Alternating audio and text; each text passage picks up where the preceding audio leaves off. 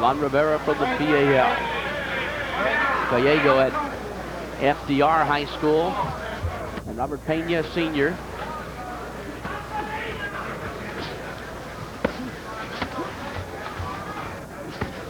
To the body with a quick blow. Gallego.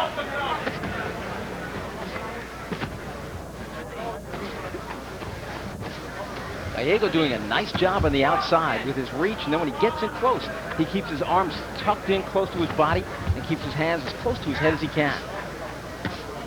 Gallego is 16, as I mentioned, FDR High School, and Rivera, he's 20 years of age, so you're going to see, Randy, lots of differences in age groups because it depends on your experience at a younger level.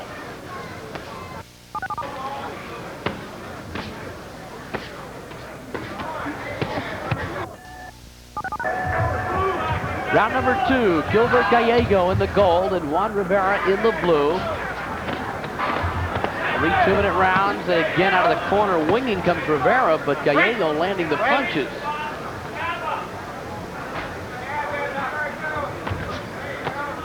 Gallego still trying to keep it on the outside, trying to use his height advantage and reach advantage to get in with the shots, and then tie the shorter Rivera up. But in the amateurs, you're not allowed to grab onto an opponent.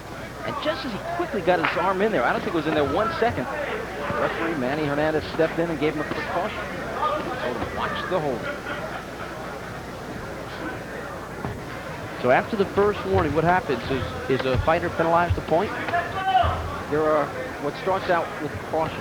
Okay. And the cautions then, after 3 of them, turn into the warning, and a point is deducted. So the cautions come first, and then it turns into the warning.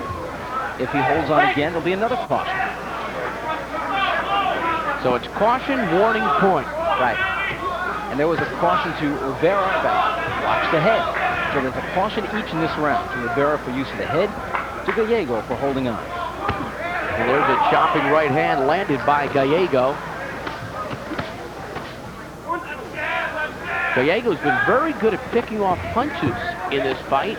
You know, defense, something that's got to be important at this level, but I don't know, do many fighters have it perfected? No, not at all. Not at this kind of level.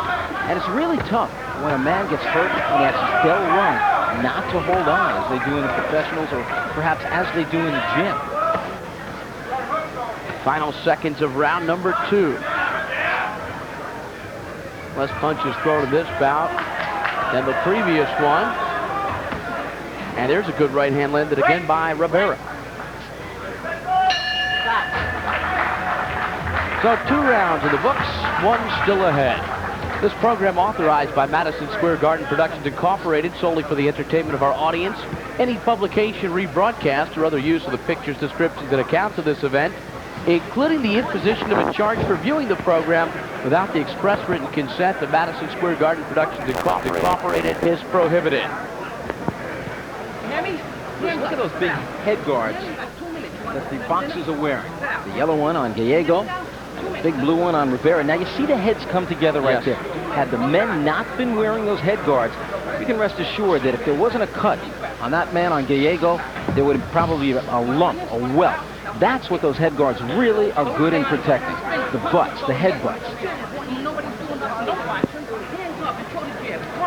Gallego 5-2 as an amateur, trained by Neil Ferrara, New York City Parks and Recreation Department, born in Brooklyn, New York. Round number 3. This is it. Final 2 minutes. Winner goes on, loser goes home. And that's the way the fighters have come out of their respective corners. And they're going at it toe-to-toe. And once again, we've gone down to the 3rd round, and both boxers want to advance to the final first way. And there's no time to waste now. You can't just stand around and try to pick your shots. You've got to let the punches go. Does one fighter here have to win the round to win the fight in your mind, or is it 2-zip? Well, I think Gallego has done enough to win certainly won the first round. And the second round was close, but I still think he won it. And there was another caution to Gallego, so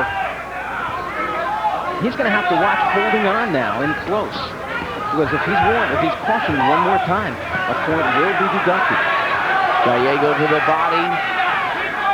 Rivera battling back with his short punches. Manny Fernandez separates the fighters. There was almost a caution there to Gallego because constantly he keeps wrapping his arms around Rivera's back. It's really a tough thing when you get in close against a slugger not to hold on to him. See right there what he's doing with his left hand, just grabbing on. You cannot do that. Rivera missed a couple of real potential blows in close there. Now he comes back with the quick jab. Gallego has thrown a lot of punches this round, but he hasn't been effective with those shots. Well, that one was, that right hand. But remember, one hard punch doesn't count any more than just a light jab to the chin. It might sway the judges, though, just the fact that you're shaking somebody up. Here's Rivera's right hand as this third round of the bout draws to a close. And they're ending it in style. Good third round. A little slow in the early rounds, but the third round, both fighters came on and pretty evenly matched fighters. Rivera's pressure might have won him that third round. It was a close one, but I think Gallego did enough in the first 2 rounds to pull out the victory. Here's Gallego.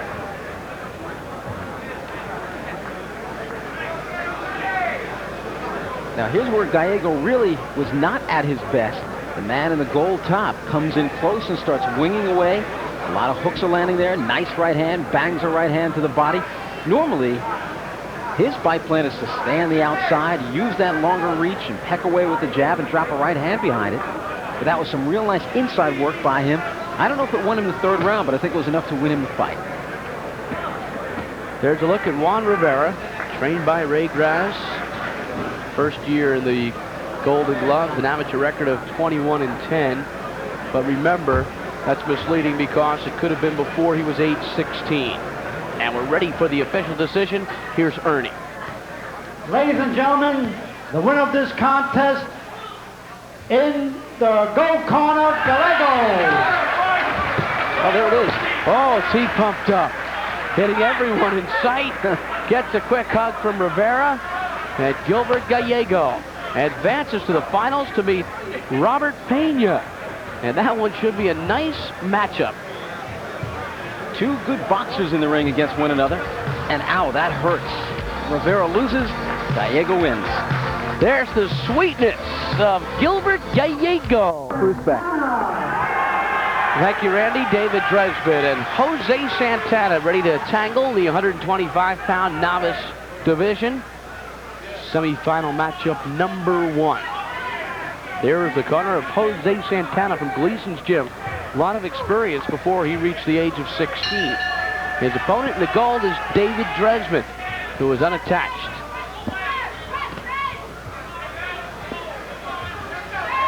So the fighters get bigger, the gloves stay the same.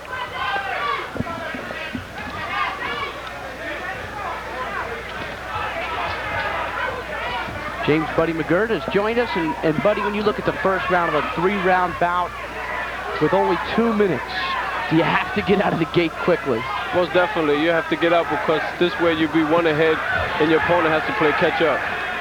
Look at that stiff jab by Santana. Got a long reach. Well, he's doing a very good job right now, Santana. He's outboxing his man, and his skill is showing over his opponent. Nice footwork by Santana. Dressman trying to track him down. Santana's only 17 years of age. Dressman is 20. And the big difference in height, 5'9", 5'3", Santana with the edge. As long as Santana stays on the outside and bangs away with that hard jab, he's going to do okay. But as soon as he lets the shorter Dressman close, that's when he could be in trouble.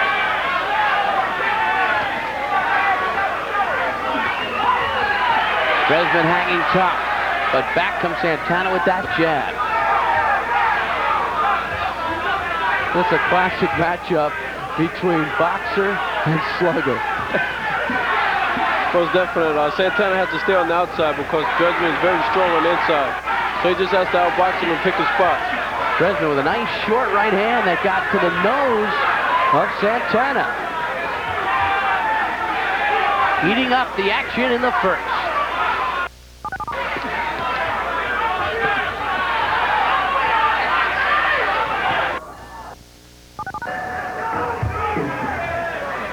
Second round. Remember, 3 rounds, 2 minutes each round.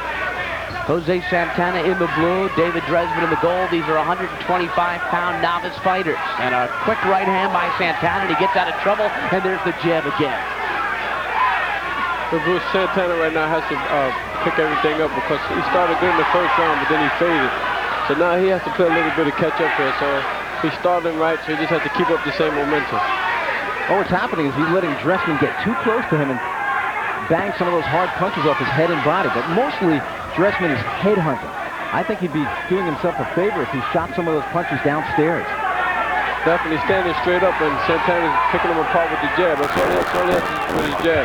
A few more of those hard shots, and the referee's going to jump in and give Dressman a standing 8 count. Now there's some boxing in the Santana family, Randy. Oh yeah, brother Anthony Santana was a Golden Glove champion in 1972 and 73 and went on to a pretty fair professional career as well. Dressman got himself in trouble by going into the ropes. And back to the body now goes Santana. Look at little Dressman just pouring it on, not letting Santana move. And now the referee with a caution to Santana to keep the punches up. Santana should just use his reach and stay outside, man. He's doing very good at it. I don't know why he's switching up. Oh, good flurry here by Dressman until he's backed up by the jab. There was one nice body shot about 20-25 seconds ago by Dressman, whose mouth is now hanging open. 20 seconds to go in the second round.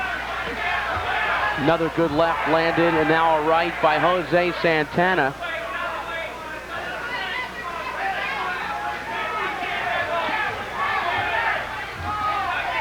Dressman is tired. As the second round draws to a close, that mouthpiece hanging out, and he's looking forward to the stool in the corner. Oh, give me the oxygen. I think Santana, if he puts the pressure on this round, I think he can stop this guy.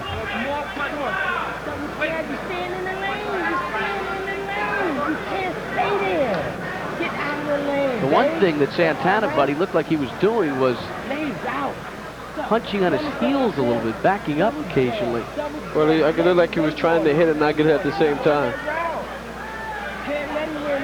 For some of our younger viewers, aspiring boxers, what's the importance of footwork in terms of, you know, getting your balance and letting the punches fly?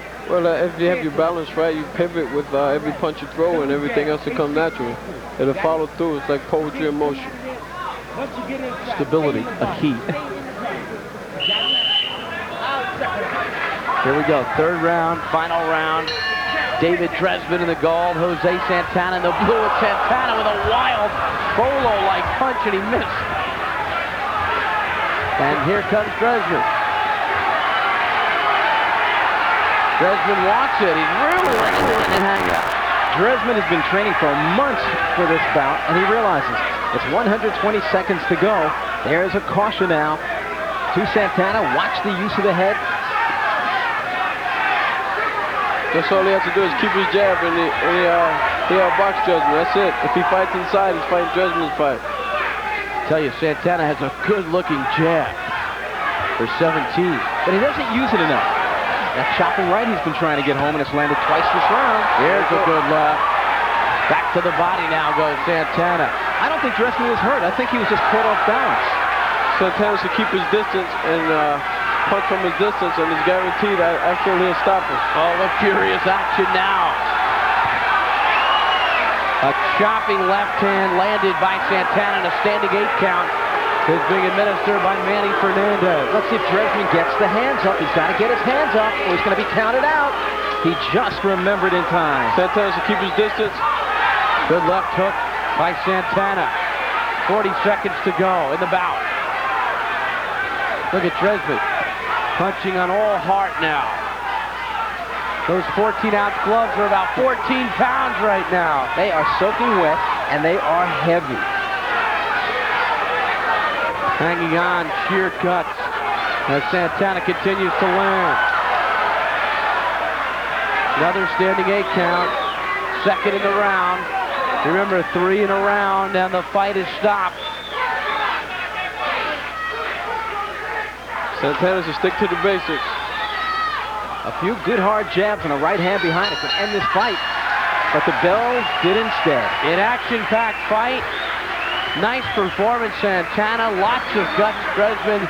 This is what the Golden Gloves is all about. That's right. This is the semifinals, and you win this, you go to the finals for the whole ball of wax.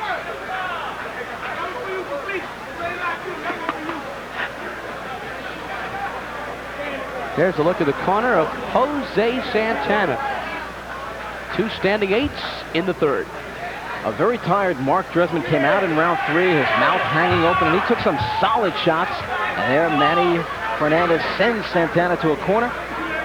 And that was standing 8 count number 1. What about Dressman, Randy? I thought he tried. He might have been able to pull it out had he won that last round, but he didn't. And I've got to give this one to Santana. So we're waiting for the official decision. And here's Sweet Ernie. Ladies and gentlemen, the winner of this contest in the blue corner, Jose Santana.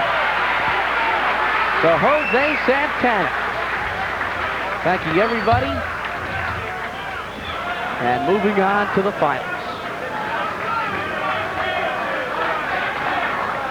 Jose Santana waiting for the official announcement. This can be painful and it can be delightful. We'll be back.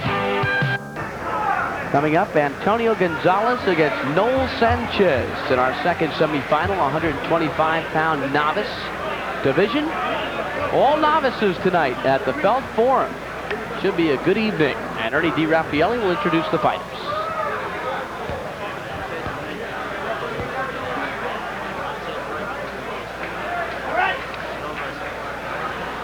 And here's Ernie to tell us a little more about the fighters.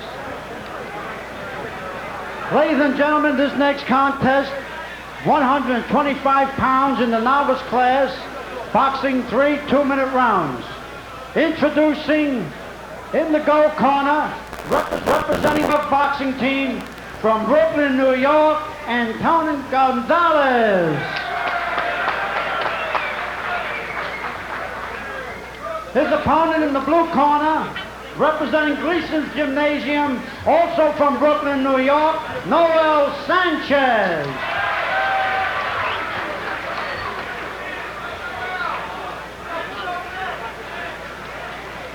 So Antonio Gonzalez in the gold, member of the New York boxing team. Noel Sanchez in the blue from Gleason's Gym.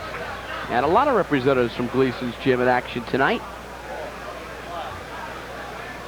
Sanchez, 18 years of age. He's from Brooklyn. And 21-year-old Gonzalez is also from Brooklyn. Quick start. Plunging left hand by Sanchez. Noel Sanchez says his favorite boxer is fight announcer Seamus McDonough. Oh yes, an undefeated light heavyweight also. Sanchez got in and out that time, and ooh, a good stiff right hand landed by Gonzalez.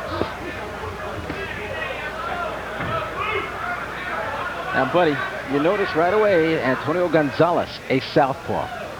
Do you mind fighting southpaws? No, it doesn't bother me at all, Randy. I just go in there and fight them. And mainly they throw the right hands and the left hooks after southpaw. Just got to be one step ahead of them. That's exactly what Noel Sanchez did. He put 2 right hands on Gonzalez's chin. You got to keep your composure when you box the southpaw and take your time and just be one step ahead of them. It's so much different at this level, though, because you don't see films, you don't prepare. It's all of a sudden you're in the ring and there's a southpaw. That's where the quick thinking comes in. Straight jab by Sanchez.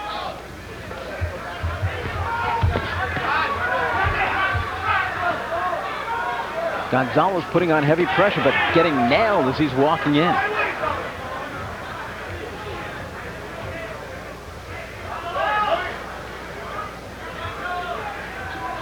Sanchez should mainly stick with his jab and keep moving to his left like he's doing. And every time Gonzalez comes in, he gets tagged.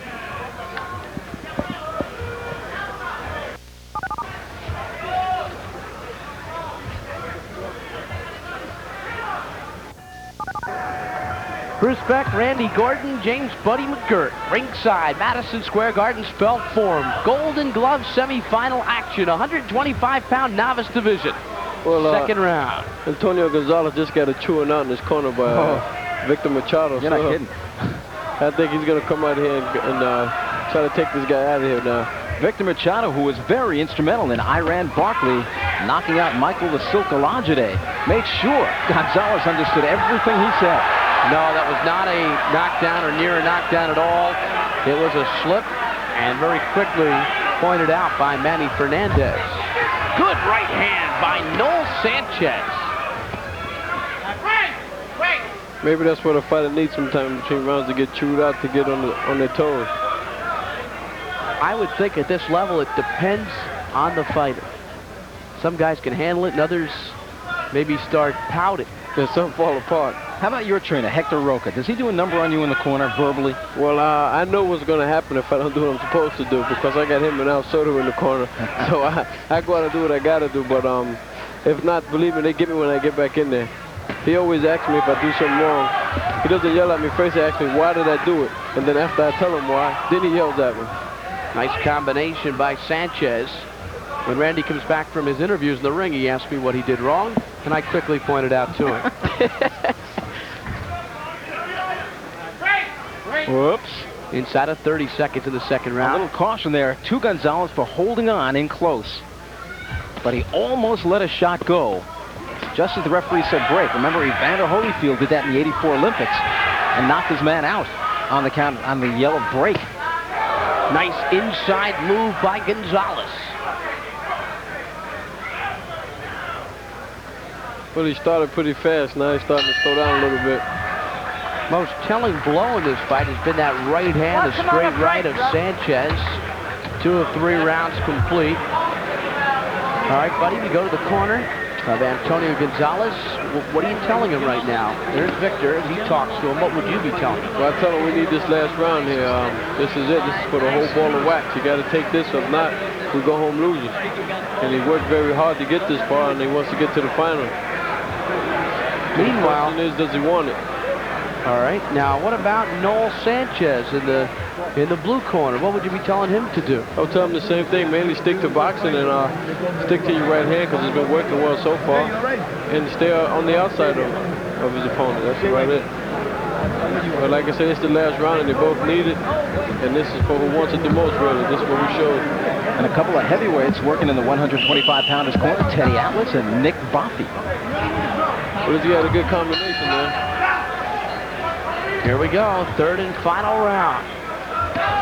The winner will meet Jose Santana in the finals.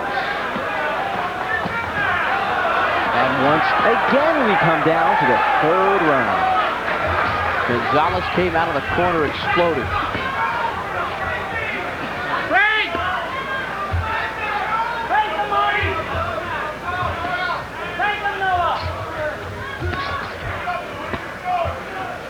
So Sanchez is boxing pretty good. You just got to stay on the outside of him. Gonzalez is stronger than he is on the inside. That was an off-balance right hand by Sanchez. There wasn't much leverage behind that punch. Oh, another good sequence by Gonzalez, who even goes to the body, mixing things up a little bit, buddy. Oh, yeah, he's doing everything he can to try to get his opponent out of there. I believe we have a head guard problem over here.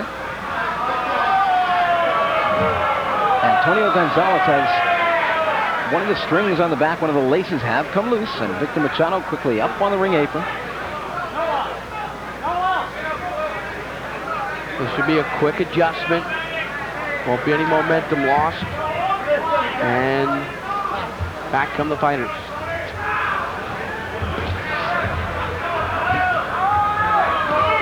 Gonzalez has to put the pressure on. He can't take no more chances. He got to go for broke. Good left hand landing in the inside by Sanchez. Sanchez is keeping his cool and scoring his points and effectively. This is going to be another close one. There's a little shoe shine on the inside by Noel Sanchez, but yet they were scoring blows. I think this is Gonzalez's round right now. He has been landing often. He has to keep up the pressure. He's stronger than his opponent, so I don't know why he just doesn't walk right to him and let it all hang out. I don't know if maybe he started a little too late in this fight, because this third round he is doing what he wants. Got to keep the hands moving. They are moving. As this fight draws to a close, and Gonzalez, did he come on too late is the question. But Sanchez has not been punchless here in the third round, and he's landed some stiff combinations. He's landed shots on the inside, and I think this third round is going to be very, very close. Did you hear that, everybody? He came over. They had a good show in their last round. Third round is usually something special. Now, 2 minutes to us doesn't seem long. What about to the fighter? Well, it seems like 2 hours sometimes, especially on stuff like that. Gonzalez putting the pressure on in that third round, backing Sanchez up. Sanchez keeping his hands high, looking for counter shots, then throwing some wild ones. He was being pressured here. The effective aggressor, Antonio Gonzalez. I thought it was a good round for him. He might have stolen the bout with that strong third round. Now, it was very funny just a moment ago. Gonzalez was watching the monitor outside the ring where we're sitting, and he was enjoying the highlights of himself, backing up Noel Sanchez. Here's Ernie DiRaffaele with the announcement. Ladies and gentlemen, the winner of this contest in the gold corner, Antonio Gonzalez comes on and wins it. He was right, Bruce. The pressure put in the last round pulled it out for him. Terrific outing in the third round by Antonio Gonzalez, and I think that might have pushed him over the top. That third round, no question about it, is the one that did it. The second round, he started to come back into the bout. A real fine performance from the man in gold, Gonzalez. More Golden Gloves activity coming up at the Felt Forum. Don't go away. Derrick Francis and Jose Rodriguez ready to tangle in the 132-pound novice division. This is the semifinals, and here's Ernie with more. Ladies and gentlemen, refereeing at this time, Frankie Martinez. Boxing fans, this next contest, 132 pounds in the novice class, boxing 3 2-minute rounds. Introducing in the gold corner, representing the PAL from Brooklyn, New York, Derrick Francis.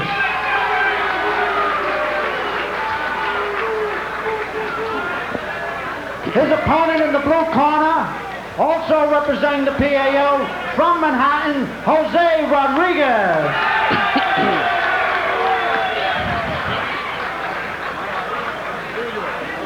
There's Rodriguez, PAL, Manhattan.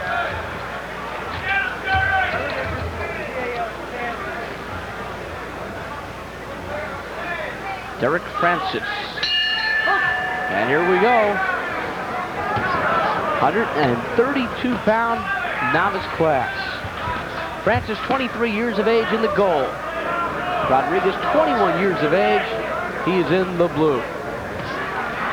Both just about the same size. Francis 5'7", Rodriguez 5'6.5". Their reaches are about the same, so let's see who's got more speed. Let's see who's got more endurance. Let's see who's more willing. Well, Randy, the fighters get bigger, and the gloves stay the same, 14 ounces.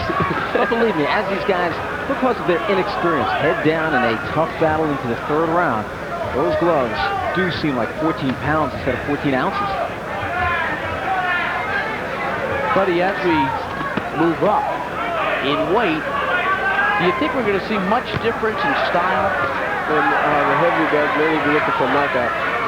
So they'll be playing their feet more and throwing less punches than the smaller guys. The smaller guys mainly use speed. Uppercut landed there by Francis. Now Francis pops the jab. It looks more like the better boxer, Francis.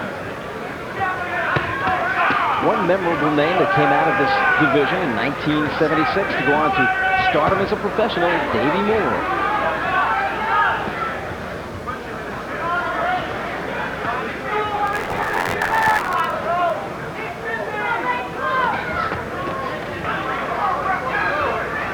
Surprising amount of feeling out here in the first round. Normally in these Golden Glove bouts, the young men just turn it on.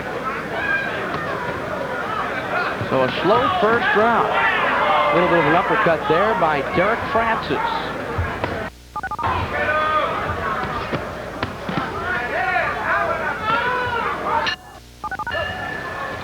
As we move to the second round, Buddy McGirt, what would you be telling both fighters? To go out and let it hang out, get more busier, because both men didn't do nothing the first round, man. They will fill each other out. They must realize they only got 3 rounds, not 10 or 15. And the pace does quicken here in the early stages of the second.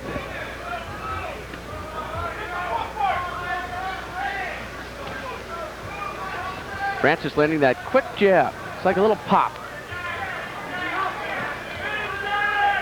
Francis has the stiffer punches. Both have seen plenty of action in this tournament. Jose Rodriguez 4-0, 4 decisions. Derrick Francis 3-0 with 2 KOs. 2 RSCs, a referee stopped contest. You can see why, Randy. He's starting to come on now and put the more stiffer punches, backing his opponent up. Francis's left hand has been busier here in the second round. Francis from Brooklyn, New York, PAL Schwartz Center. Second year of the Golden Glove. That make a difference. That 1 year of experience. Derrick Francis has a mean right uppercut. He says that's his favorite punch. And so far, twice in the first round he's tried it, and twice here in the second round he's tried it. It looks like a very awkward uppercut, but it looks kind of strong though. He throws it kind of awkwardly. There it is. He's got to cut the distance down a little bit because, buddy, as you know, you can't throw the uppercut from too far out. You leave yourself wide open. But the problem with Rodriguez is that he just doesn't have enough experience to take advantage of it. Well, that overhand right was a pretty nice punch, wasn't it? Oh yes, most definitely. He's starting to show now his strength and everything. He's starting to show. He's starting to pick up the pace a whole lot more this round.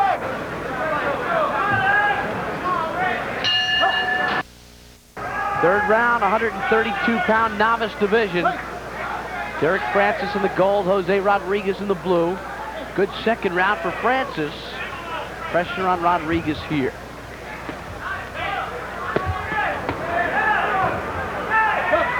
I think later on down the road, Francis will be a good pro. He picks his spots very well, and he picks up the pace as each round goes by. And he presses me more each round. Yeah, that right hand is starting to land. You see very few amateurs try to throw an uppercut. That's what also I find different about him. Well, that last bout we saw so many wild shots by both Noel Sanchez and Antonio Gonzalez. You're seeing some very straight punches by both these young men, especially from Francis, and a variety of them too. Well, as Randy Gordon would say, they were bad intentions. Bad intentions. Now, so far we haven't seen any real bad intentions. You guys working this routine at home or what? I call Buddy at 3 in the morning. Look at Sanchez, Rodriguez that is, backing up, constant. He doesn't have the strength to give Francis respect. But he had the strength in the first round, it looked like. Francis wants to come in and make a brawl out of it. But Rodriguez wants to stay on the move.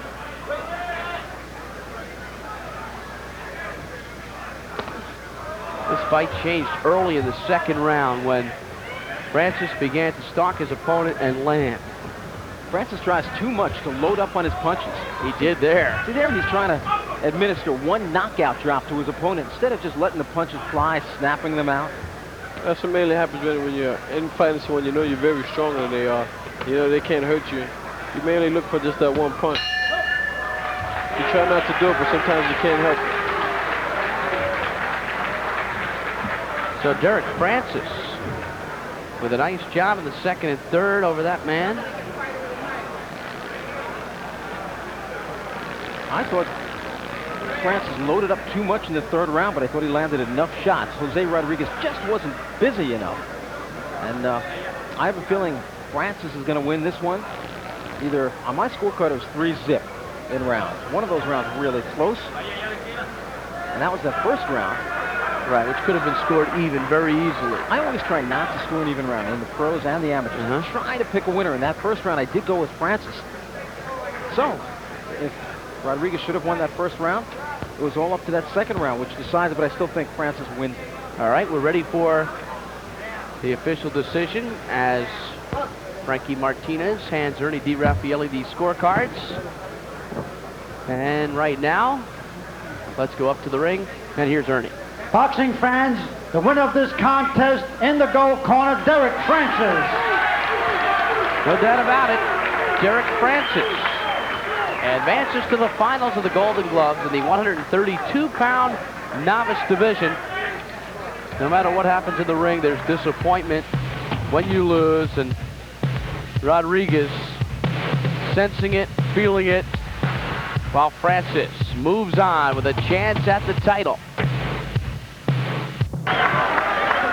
His opponent in the blue corner, representing the New York Canales, boxing team from Brooklyn, ready New to York, do battle. Ciro Canales.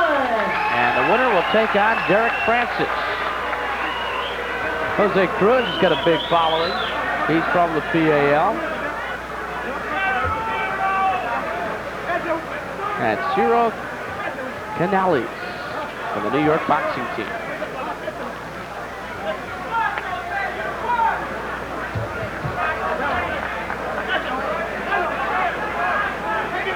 Cruz is 22, Canales 17. Cruz with a 3-inch height advantage. Big difference in experience here. Jose Cruz is 18-3 as an amateur. 4-0 is Canales. Remember, a lot of those bouts Cruz had were before the age of 16.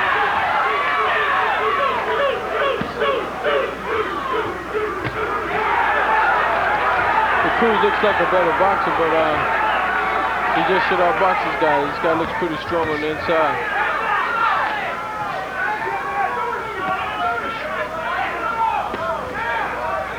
Cruz picking off the punches. He's very patient. It's tricky to be patient and only have 6 minutes to work. Well, it's good if you can be patient and make it work to your advantage. Canales showing some strength on the inside. Those are wide shots, and Cruz picked all of them off. And all he has to do now is counter with everyone he picks off.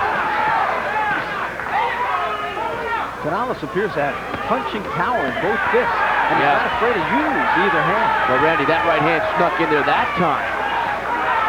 Cruz is fighting the wrong fight. He's fighting his fight. He started off well with his jab. He should stick with it. Canales wants him to rumble. And Canales looking strong here in the first round. Very strong. If he keeps this up, Cruz is going to have to go into his bag of tricks. I see some blood, some swelling on the nostrils of Jose Cruz. Well, he's been catching a lot of bombs, especially with the right hand thrown by Ciro Canales, who's had a real fine, strong first round. Winding down in the first. Now the blows are still flying. Victor Machado in the corner of Ciro Canales went kind of crazy between rounds there. He wasn't happy about something. Maybe it was the last 8 seconds of the first round when Cruz began to land to the body. Cruz has got to get it together now. He's reaching with his punches also.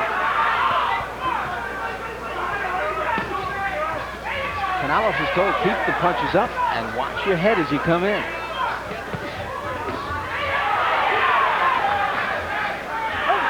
You know, the second round almost becomes like a sudden death elimination if you lose the first, because you've got to win that one to force a third. Not much time at all. Those body shots on the inside are starting to take its toll on Canales. Cruz is holding on with his left hand, and yet Canales is the one who's told not to hold on. Cruz had his left arm wrapped around Canales' back, holding him close. Yeah. Canales, I think he let too much steam go in the first round. He's getting hit with some good body shots. That was a nice hook landed by Cruz. You notice those uppercuts with the right hand thrown to the body by Cruz? He gets close. They're like bolo shots. Those are the ones that's taking the steam out. And that quick uppercut by Cruz got in there. There it is again.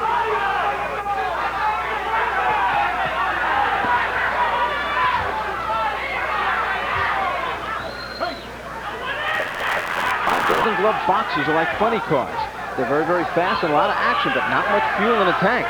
And I really think that Canales has really shot the fuel in the first round. Cruz is coming on strong this round. Final seconds of the second round. This third one is going to be very entertaining. Let's follow Canales closely at the end of this round and see what the instructions are from his corner. And I don't think Victor Machado is going to be too happy.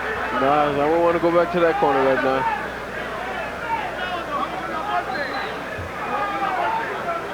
So a stunning turnaround by Cruz in the second. And this third round should be the telling round.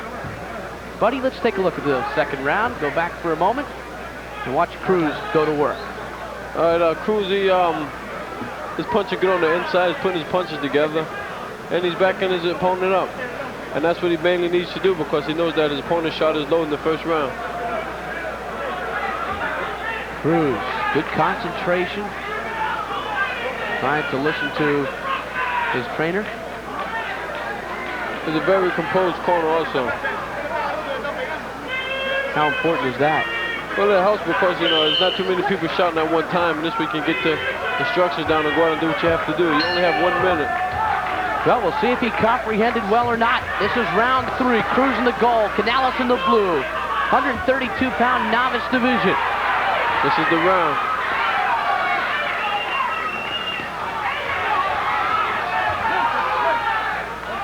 If you lose this one, you got to wait till next year. Oh, yeah. That's a long wait. 2 bouts in a row now. We've seen a boxer use the right uppercut. Derrick Francis last bout, and now Jose Cruz ripping the right uppercuts. And this one, they both let it all hang out here in third and final round. Stunning right hand Canales landed. Randy Cruz is throwing his right hand from the outside, and when his uppercut, and when he's throwing, he's getting caught because leaving himself open. Canales has some punching power in that right. Now he goes to the body. Oh, those are nice body blows. He's digging them in. You can hear them in ringside. Very solid I think shots. those body shots took the last few drops out of Cruz's gas tank. Another good body blow. They both got to go to reserve now. I believe Canales is told to keep the shots up, and I never saw a shot that strayed anywhere near the belt line, below the belt line anyway. Couple of stiff right hands landed now by Cruz as he turns things around.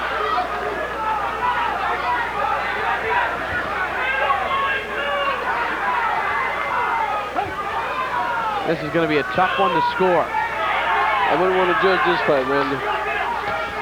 Well, I think Victor Machado in the corner after the second round came back with some more funny car fuel for Ciro Canales and injected him with it just with his verbal tongue lashing, and here comes Canales, landing some stiff body shots this entire round. Final seconds of the fight, and both are still going at it toe-to-toe.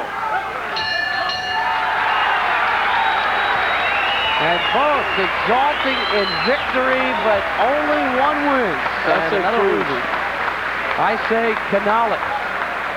Me too. It was those body shots. It was his aggressiveness. He was certainly the effective aggressor in that third round. He landed hard body shots.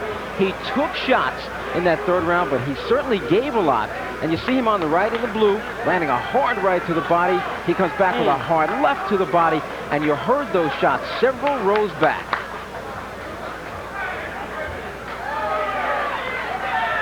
Jose Cruz.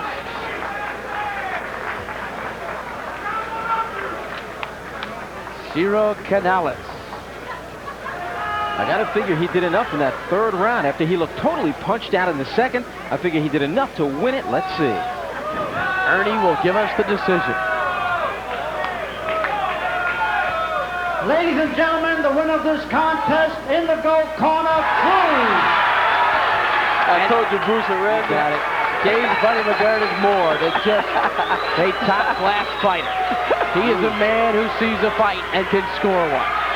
Jose Cruz wins it. Great fight. Cruz over Canales. We'll be back with more. Well, we move up in size considerably now to the heavyweight division. Nathan Williams in the goal from the Fort Apache Boxing Club. And Earl Niles from the Times Square AC in the blue. Looks like it's going to be a knockout, fellas. Guaranteed. 2 rounds. Or less. For who? All right, buddy, don't get cocky. You picked one right. Still a long evening ahead of us. Save your strength. Now, these guys have the punching power. 6 minutes an eternity to these guys. These are the bombers we've been talking about. Once you get up here, it usually takes one stiff shot. One hook, right hand. There's sometimes a wild shot. But normally by the time they get down to the 3rd round, these guys are totally winded. 2 rounds to left. Earl Niles in blue, 23 years of age. He's from Brooklyn. Nathan Williams, 17 years of age in the gold.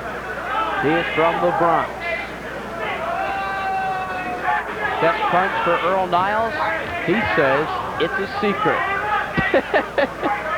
It's no secret. We saw him last year, and he was doing pretty well until he lost in the finals. Nathan Williams landing solidly with the right. He's got a big right hand.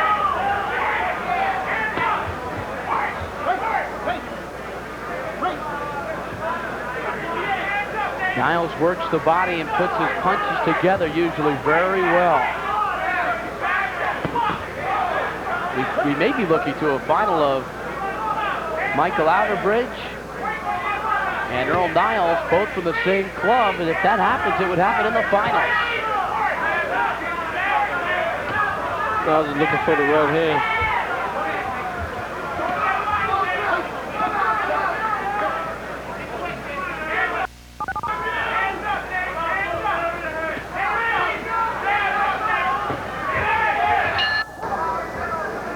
Bruce Beck, Randy Gordon, Buddy McGirt. Side at the Felt 4. Semifinals of the Golden Gloves. Earl Niles in blue, Nathan Williams in gold. These are the heavyweights in the ring. So this is the round I predict. Looks like so far I'm going to be wrong. Cocky guy who picks one close fight right, and the world champ all of a sudden gets real cocky here. Well, Nathan Williams is showing some punching power. The man in the gold. Good stiff left hand to the chest.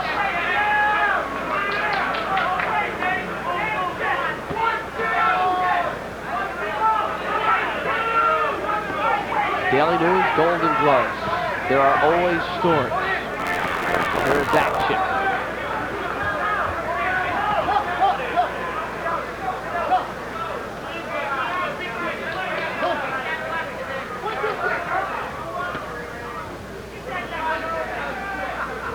Golden Gloves all began in 1927.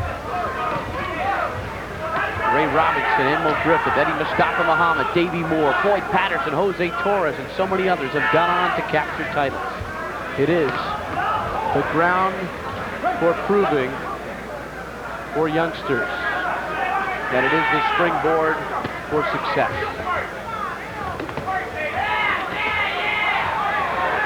Now back strong comes Earl Niles.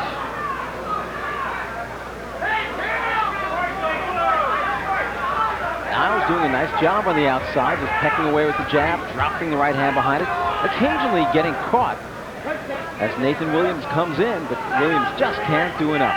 Williams is looking for one punch. He's not punching his way, he's just looking for the knockout. Good strong right by Niles there. Both standing at the end of the 2nd round. Oh, yeah, Mr. McGirt. Did you see, did you see him? Where did he go? He got me on that one. Well, we'll give you a chance here in the 3rd. You get credit if he goes down in the 3rd. I had to make you guys feel good because I picked the last fight. And you guys are supposed to be the judges. I'm the fighter. Oh, I'm just an announcer. Now he's standing in the corner, which is something that Howard Davis Jr. does. And Howard did it throughout his amateur career. Nathan Williams doesn't like sitting down too much either. A lot of boxers feel it takes too much energy away, buddy, doesn't it? Not really, but it's good to have a seat every now and then. Yeah.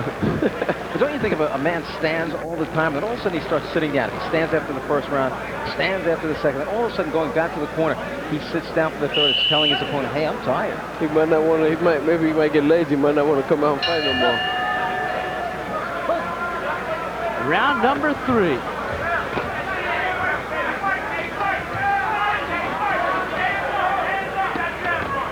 Shorter Niles, the taller Niles rather, has got to keep away, and the shorter Williams giving away about 4.5, 5 inches in height and many inches in reach has got to get close this round, at least on my unofficial scorecard. No knockdown. Williams came chugging it to the corner, grabbed the waist of Niles and fell down. Well, that's what he's doing. He's trying to get close. He doesn't want to stand on the outside and box this taller man. Now watch what Niles will do. He'll move away towards the center of the ring, towards his right, and probably just start to peck away with the jab. Now watch, he'll disappear into the night. Back comes Williams. Body blow.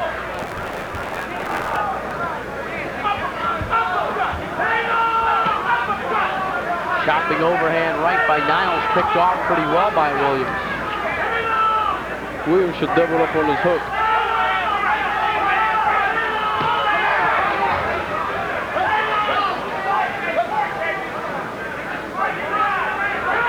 Final round. See, there's no question that Williams is the aggressor here, but he's not the effective aggressor, because as he comes in, he eats a shot or two. That time he did get in a body shot and lost his balance. And Frankie Martinez separates the fighters with 30 seconds to go in the round.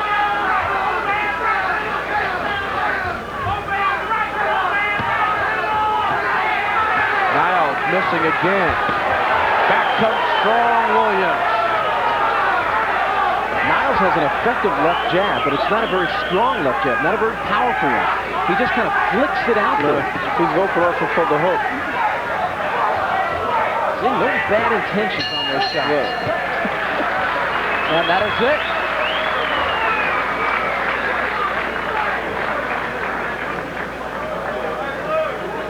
Well, what do you think, Randy? I gave every round to Earl Niles. The last round was, they were both getting tired, but I just didn't think Williams had it in him to get close and land those punches. Buddy McGirt pointed it out that Williams should have been doubling up on the hook. He didn't. He ate too many shots in those first 2 rounds. And not that they were hard shots, but they were the scoring shots, the kind the amateurs like. Niles wins the fight.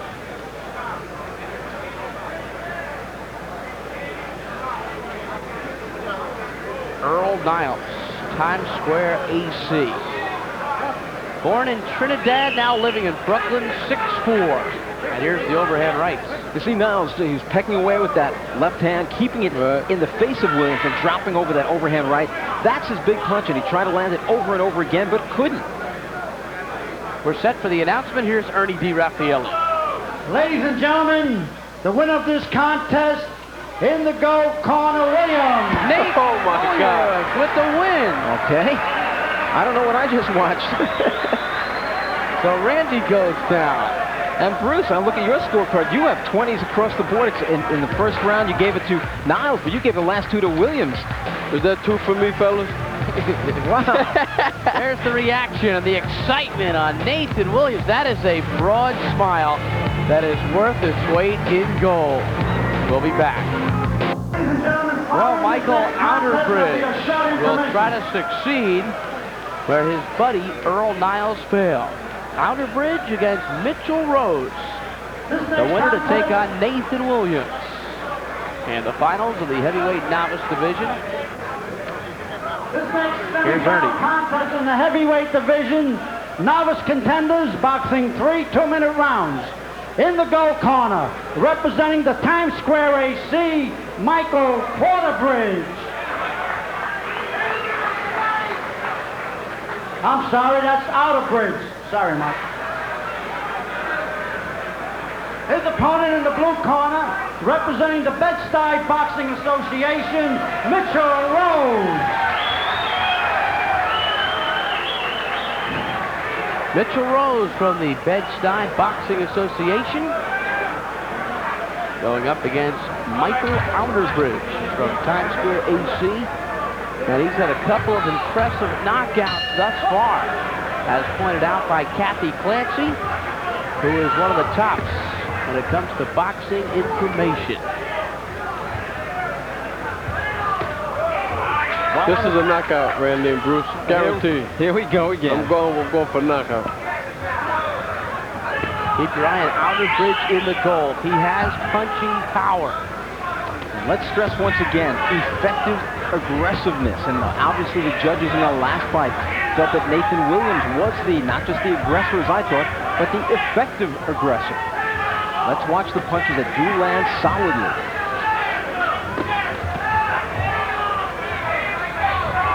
Here comes Outerbridge with the right hand. This is knockout. A stinging right hand by Rose. But Outerbridge didn't expect it at all.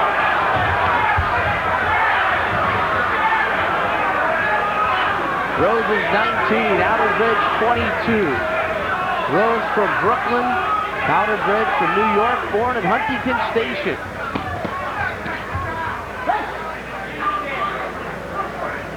And a caution to Mitchell Rose about shoving, about pushing Outerbridge away.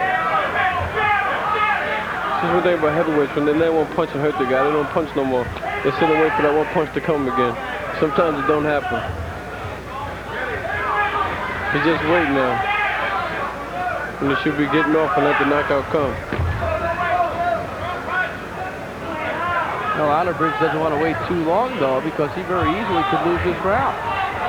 But Rose isn't doing nothing now. He hurt Outerbridge, and now he's just taking his time. He's letting him back into the fight. There's a straight jab. Stiff one. A little bit of wrestling action. And now it's both men are cautioned there about the rough stuff. So we were looking for a one-punch knockout from Outerbridge, but instead it was Mitchell Rose who came closest to a knockout. Well, most definitely. I guess Outerbridge underestimated him, so now he's more on his P's and Q's now. But I'm still predicting a knockout. Somebody's going to fall. Well, sometimes you get yourself in trouble, buddy, as you mentioned earlier, if you just wait and wait for that one punch. What if it never comes? Are you behind in points? Oh, most definitely. Sometimes you just wait for it and you get lazy and the guy picks up momentum and he builds his confidence back up.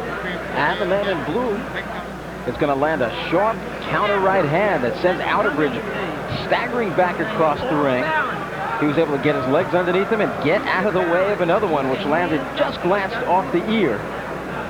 But now he's letting Outerbridge back into the fight because after that punch, he didn't do nothing anymore. He just followed him around the ring and waited for the one punch. You saw one land there, but that was nothing more than an arm punch. Had he had his big body behind it, it might have been a different story. Outerbridge in the gold, Rose in the blue, second round. All 3-round bouts, 2 minutes each round. Rules of the ABF. He's got to get busy with his hands, Rose. In order to get the knockout. It's not going to come. You got to make it come.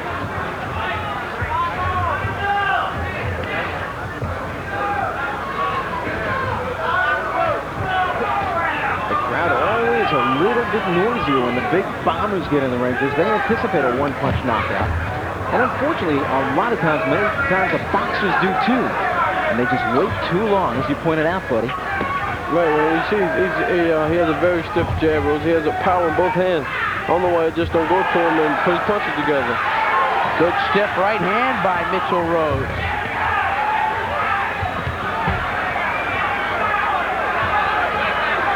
One thing Rose is doing wrong is pulling straight back. Instead of ducking it too, he's pulling away from it. He arches that back a little bit funny. Right. I'll tell you though, Rose is taking this fight too. But he's following him. He should cut the ring off.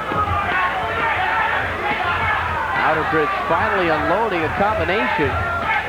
He let Outerbridge regain his senses and come back into the fight again.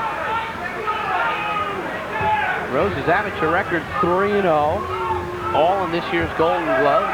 Right, he had never boxed before this year's Golden Gloves, and he decided at the age of 19 he wants to become a professional boxer. He's off to a decent start. He's a little bit unorthodox. So that is causing a problem right now for Michael Outerbridge. Still a round to go in this bout. Well, this is it, fellas. And an upset is brewing.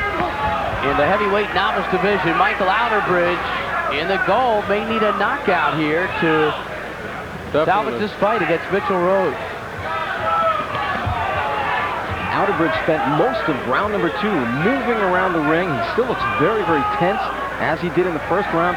I'd say he's got to stand there, plant his feet this round, and turn the punches loose if he wants to win this bout. And Rose is very strong, as you see. I guess Outerbridge is trying to be careful and leave of his power. I'm wondering just how strong Mitchell Rose really is physically, because in front of him is Michael Outerbridge, who's got about 4 inches in height on him and appears to be a pretty strong fella himself. Well, Rose has to be strong because he's hitting him with just arm punches, no pivot or nothing, and he's hurting him.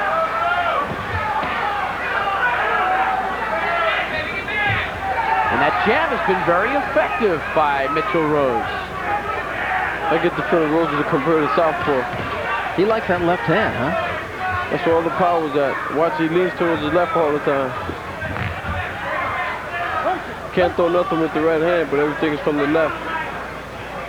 You know, Outerbridge just hasn't been able to get those big punches off. He's got like a Pinklin Thomas jab that breaks everything up when it hits you. Nice combination, left-right by Rose. That was a real pretty 2-punch combination. He busted up Outerbridge's nose pretty much there. And Outerbridge walks into a stiff right hand, and time is running out on Michael Outerbridge. Rose just doing it with the jab over and over again, and pulls away and comes back in, resets. I didn't mean to say knockout this fight, I meant to say upset. That was the word, you're right. Outerbridge just has been very stale, hasn't been able to get off with the shots.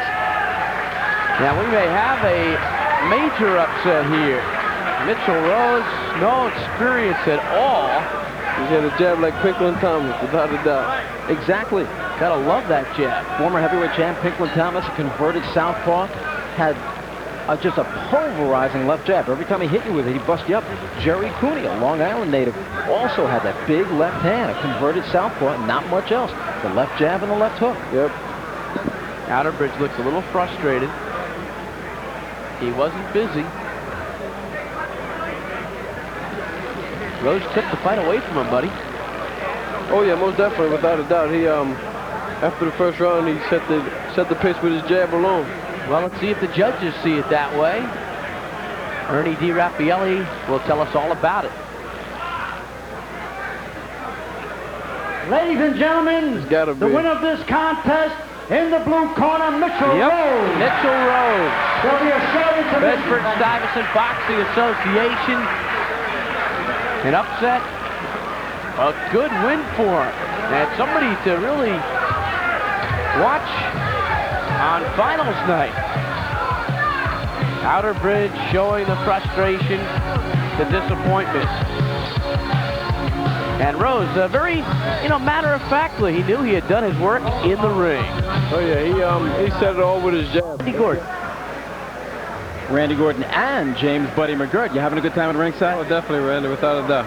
Bring back memories of 1980 and 81 when you didn't train so hard, when you did not win the Golden Glove? Yeah, when I see the guys fighting out in the last round, I just think about the days when I had it there in my hands, but I let it slip away.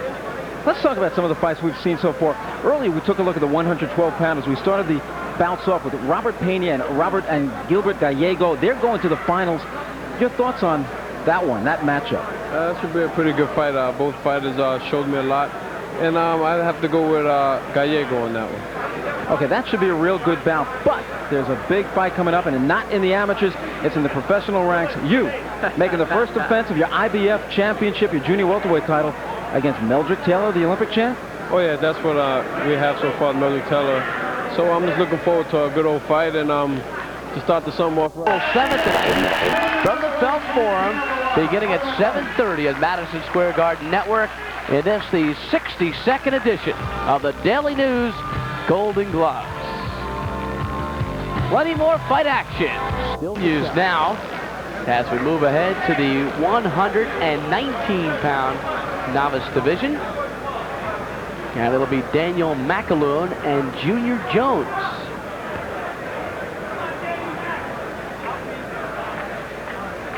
Ernie DiRaffaele will give us the introduction of the fighters.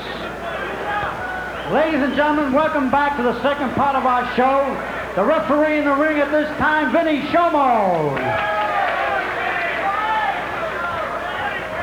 This next semifinal contest, 119 pounds in the novice class, boxing 3 2-minute rounds. In the gold corner, representing the PAL from Brooklyn, New York, Junior Jones. His opponent in the blue corner, representing the Yonkers PAL from Yonkers, New York, Daniel McAloon.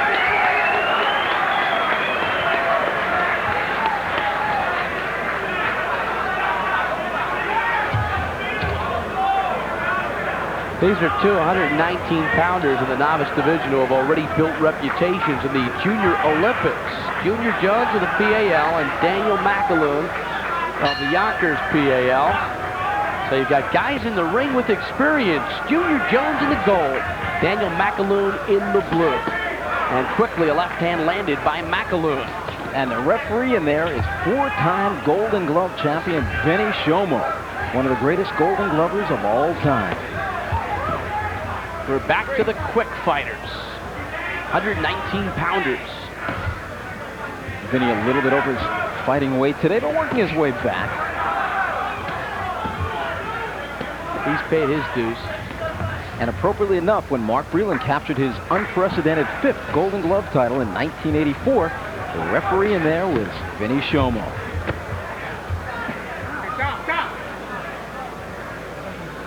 A warning to keep the punches higher to Junior Jones.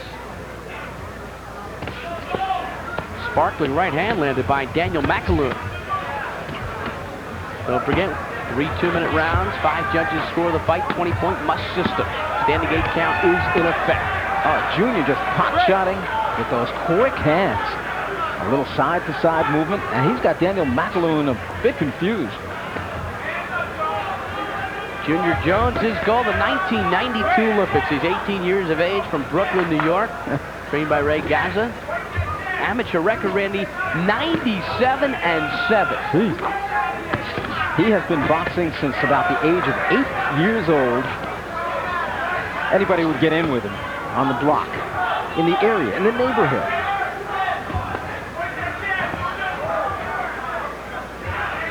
Junior very busy here in this opening round. Daniel McAloon, 16 from Yonkers. McAloon has already tasted some body shots, and he is hurting. Oh, wow, he's really hurting. And quickly. And that may have been a low shot. Vinny Shomo goes to the corner. He wants the fighter to sit down. And now a rest. A 3-minute rest, I believe it is. 2 or 3-minute rest. 2 minutes. Is going to be given to Danny McAloon. The shot did hit him low. Low blow. As it is, he was starting to breathe hard. And that's not going to help his breathing at all. So Vinny Shomo taking control. No knockdown. Nothing. A 2-minute rest period here given because of the low blow. Let's take a look back at it, Randy. Well, a caution has to be given to Junior Jones. We're going to see a shot now. Straight below the belt. Neither man was holding on. They're working in close. And a left uppercut. Bullseye. And down went Danny McAloon.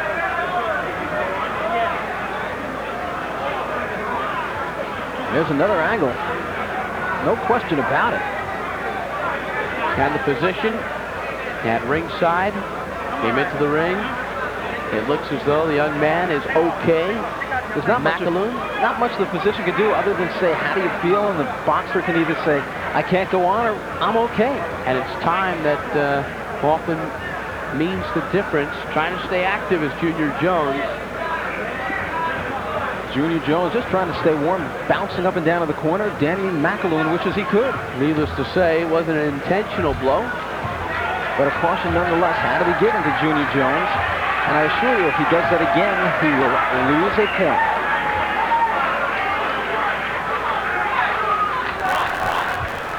And the fight is back on.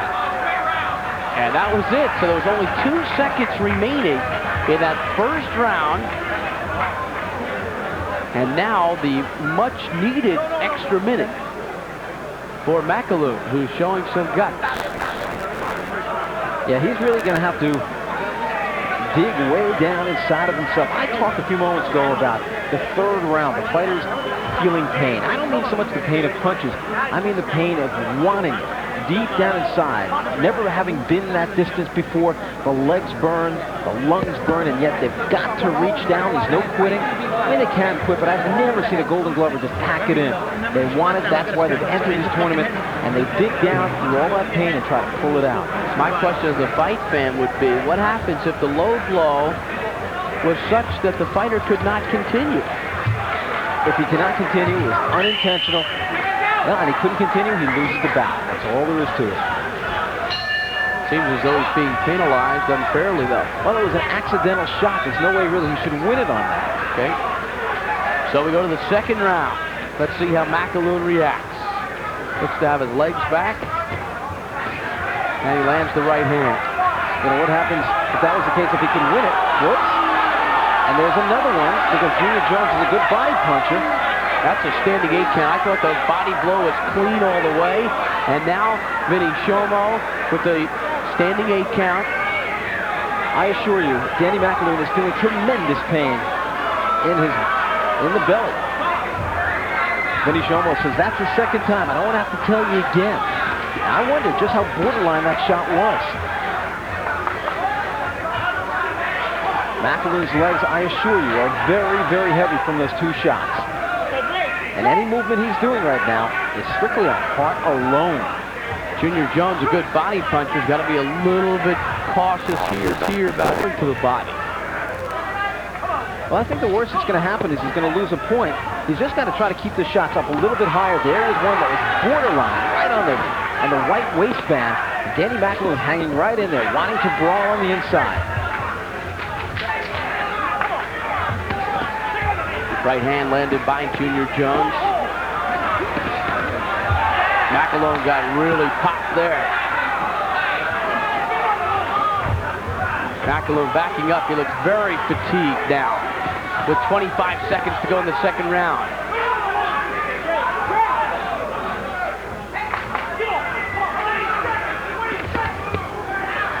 And McAloon walked into a right hand. McAloon trying to come up with some kind of knockout flow.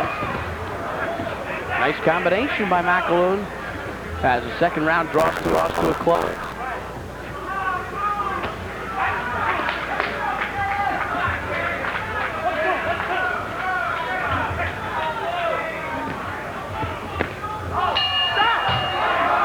Stinging left hand as the round ended. McAloon getting pounded pretty good, Randy. Showed a lot of courage. He certainly did, and in about the final 30 seconds of round number 2, he landed the stiffest shot of the bout so far. A very stiff left hand to the jaw. And now you're going to see some of those body shots from Junior Jones ripping right in around the waistband. Are they borderline? Are they low? A few of them did indeed from that angle look a bit low, right around the waistband. But Vinny Shomo didn't think so. He calls a standing 8 count. Very tough call. Junior Jones. 104 amateur fights. Loves Martin Freeland. Plays baseball in his spare time. One more round to go here in the semifinals.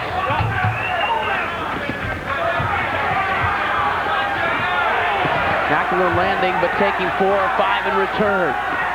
Junior Jones going upstairs. The corner of Junior Jones told their man, let's take it for granted that you lost that second round. I don't think he did. They said, you're going to have to get out there and win this round, win it big. And in the corner of McAloon, they said, you might have won that round. So if you could pull out the third, the victory is yours, go get it. Jones landing upstairs solidly.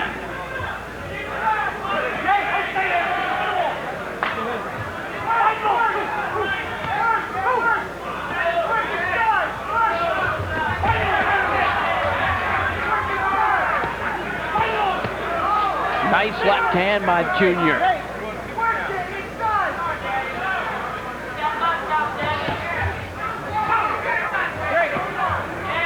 Another body blow. McAloon, I really think, Randy, is gutsy. He just took a stiff right to the head. He's staying up.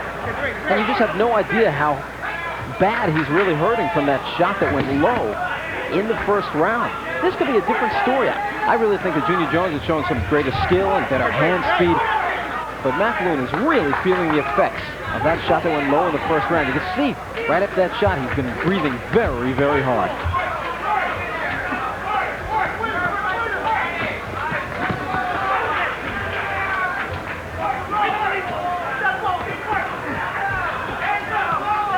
Winding down in the third and final round.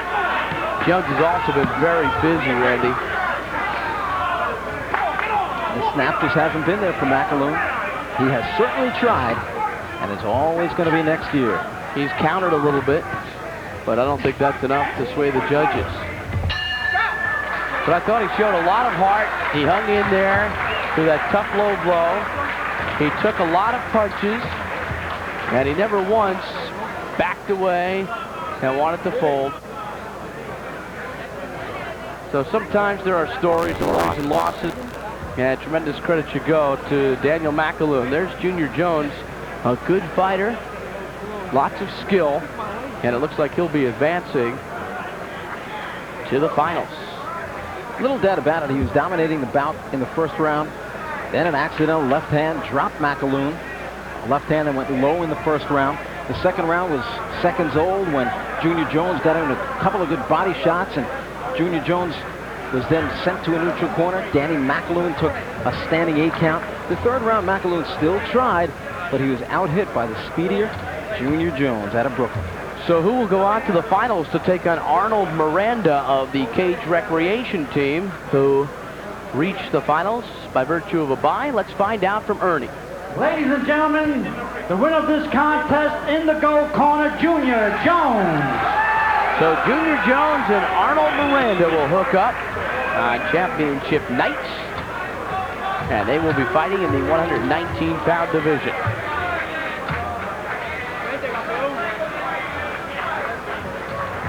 Junior Jones, it's sweet to win. Coming up next, 139-pound novice fighters.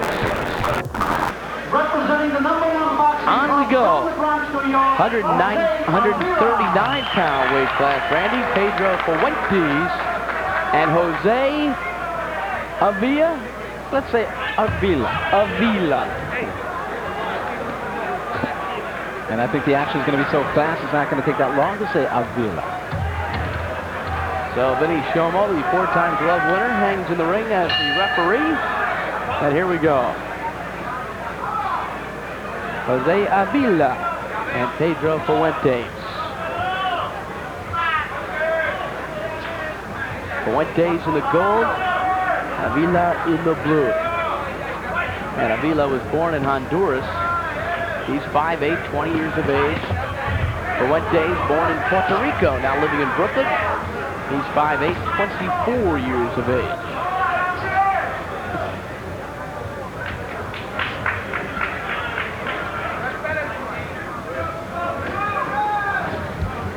Both these boxers, the same height, they have the same reach. And so far, the opening moments, Fuentes looks a little bit quicker with the hands.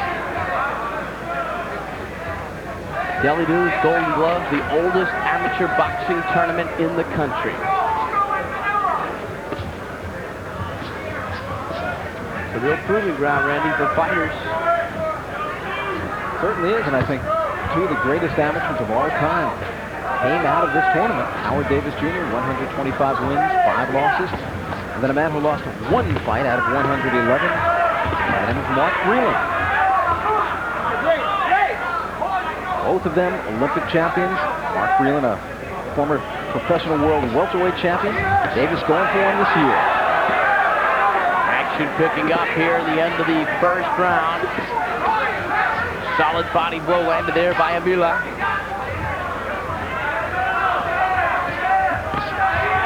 And a good combination by Avila. Fuentes looks to have a head guard that he's not too happy with. It's slipping down on the left side.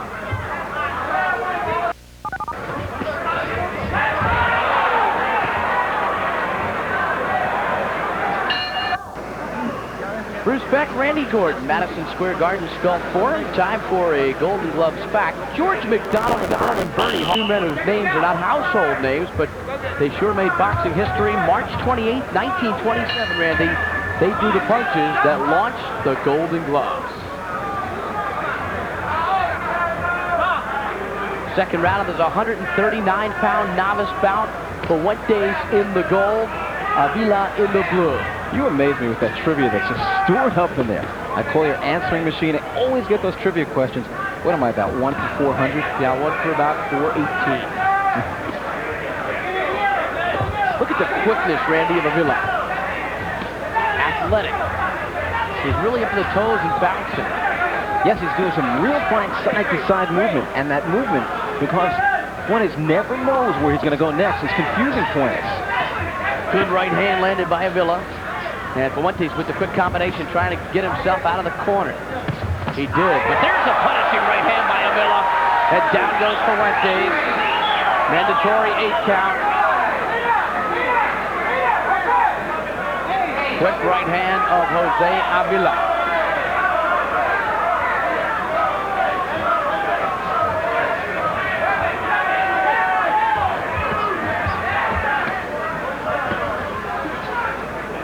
I'll tell you, I think Avila's got the best footwork of any fighter we've seen tonight.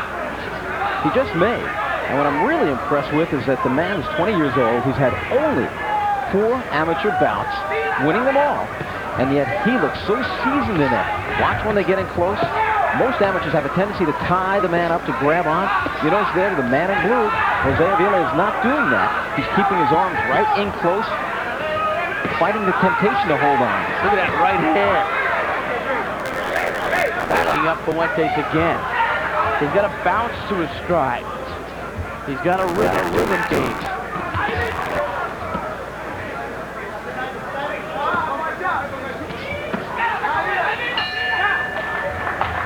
Pretty impressive second round by Avila. Now, when you get a situation like that, Randy, with a knockdown, do you score a 2-point difference? No, a knockdown should not make any more difference than just a stiff punch on the chin. Good jab to the nose. But I tend to believe that the judges are only human. And in a round that's rather close, right there we saw Jose Avila register that knockdown. And here's a different angle. You're going to see the clean shot with the right hand, and down goes Fuentes. A quick one shot right from the shoulder. Quick and crisp. But I tend to believe in those close rounds, when there is a knockdown, the man who scored that knockdown will win the round. I don't care what the judges say. They say, we overlooked that. I've seen it too many times that in a very close round, the man who gets knocked down loses the round.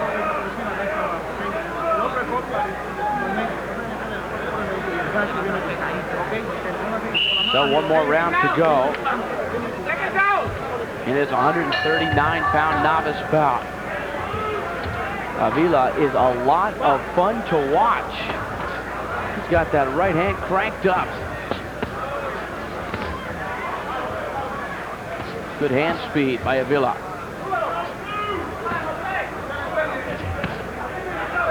Fuentes blocked that punch well. The way Avila is just moving out of the way of shots, getting in, scoring, and then getting out. I tend to believe he's had more than 4 bouts. Hiding them somewhere. And if he only had 4 bouts, that tells me that this is a very talented athlete. Oh, he definitely looks athletic just by the way he moves. Strong leg muscles.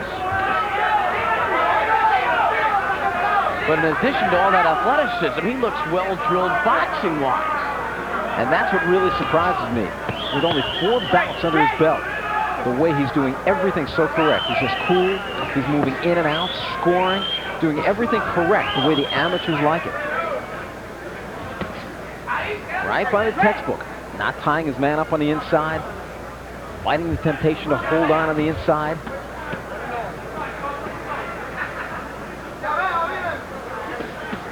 Nice body blow. Good right hand to the head. Good left hook. Good solid left hand body blow. That was about 15 or 16 shots just thrown by Jose Avila. And Fuentes is no weak customer. He's hanging in there tough, getting in an occasional blow. Fuentes has never tasted defeat as an amateur. He's had 6 bouts, won them all. And I tend to believe if he was in with some other opponent tonight, he might do a lot better. But this Avila, so far to me, is the surprise of the Golden Gloves. Most impressive fighter we've seen tonight, I would think. 5 seconds left, and he's still working. Oh, what a performance by Jose Avila. Yeah, I'm going to be shocked if he loses this one. You just watched quite a performance from the man in the blue top, and a real gutsy performance from his opponent also, Pedro Fuentes. He still looks very fresh.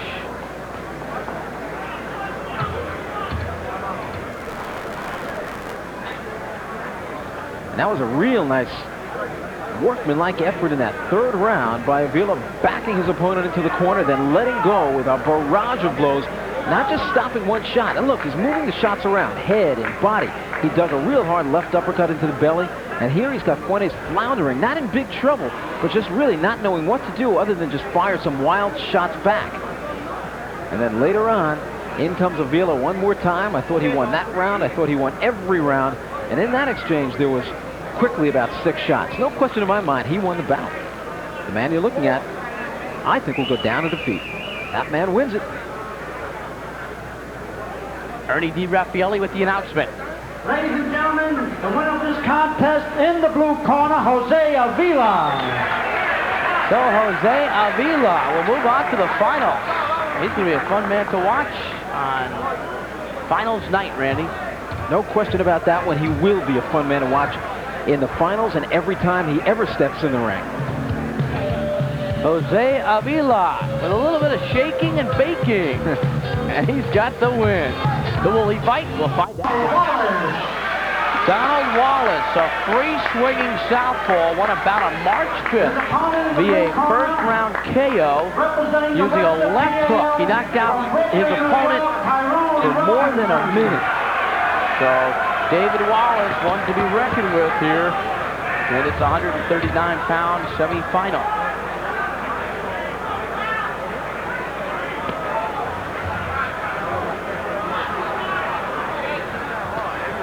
Vinny Shomo remains the 3rd man in the ring. And here we go, the winner to take on Avila. Wallace has lost only 9 amateur bouts in last year's quarterfinals, and let's see what happens here. Look at this one, toe-to-toe. I think Wallace had a combination of body punches there at 10 and 12. You notice Tyrone Robinson is a southpaw.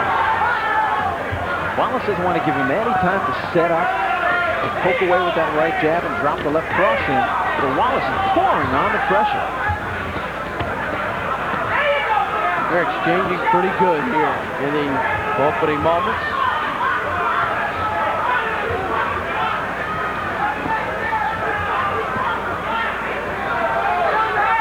Wallace with a 4-punch combination upstairs. Robinson will trade with them. These guys are letting go. Wallace is looking for room for that big left hand.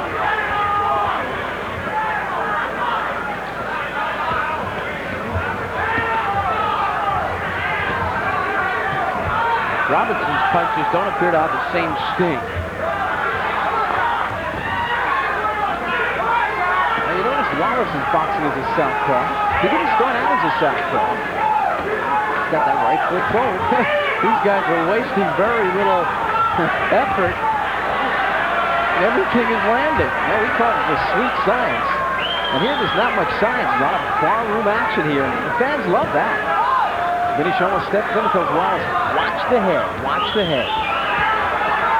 Look at this round. Non-stop action. Hope you're enjoying it at home.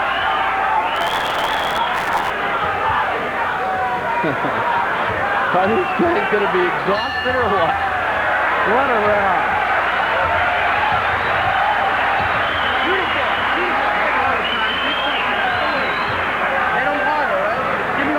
How do you score that?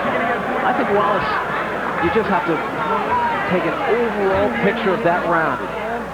and they went right at each other from the opening bell, Bruce. They never let up. The bell was still ringing, and here's what happened. They jumped right on each other. Wallace came right out, and Robinson in the blue said, okay, you want to brawl, so do I. And this is what happened. And for 2 minutes of the first round, this is what the round looked like. And how you just have to take an overall view of that first round. And I believe Wallace, with his just non-stop assault, especially in the final seconds, will win the round. A very close one. But Wallace, the man you're looking at, I think, did enough to win. Gotta love it. This 139-pound novice division is pretty loaded.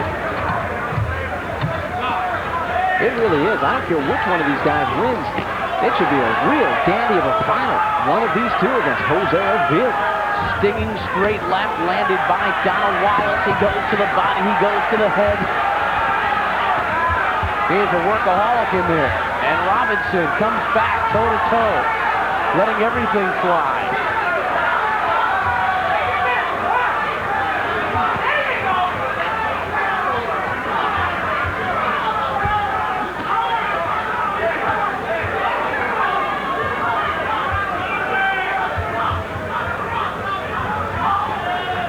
They're both in tight.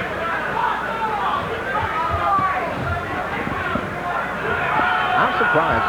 They both have real long reaches. They're both 5'11". And just looking at them, you'd think that they'd be real good boxers. But so far, we haven't seen so much as a jab. Oh, there we go. One jab from Wallace and another one.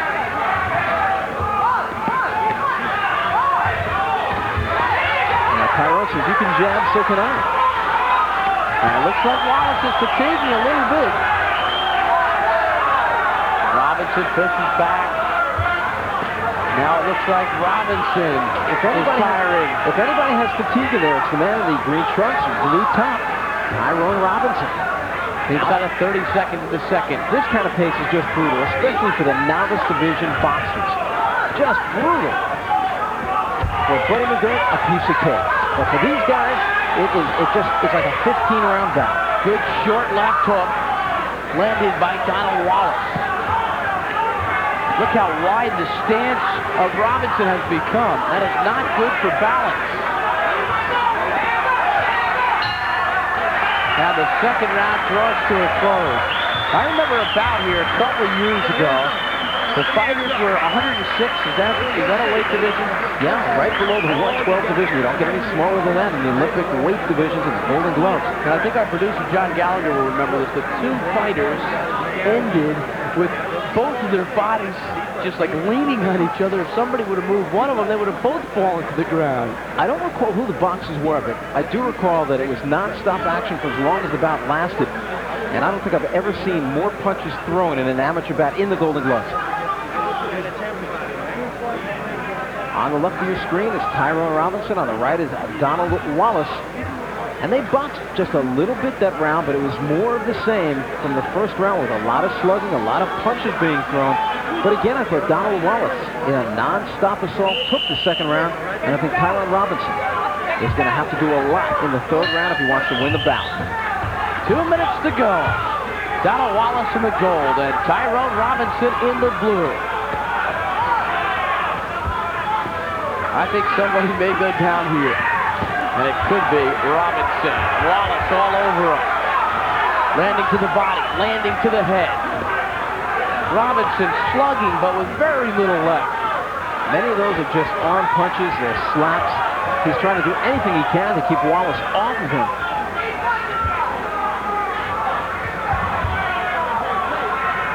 Oh yeah, this is going to be one final match to watch. And I don't care who wins this one. They are in against a tough man, a 20-year-old Jose Avila. Back to the body goes Mr. Wallace.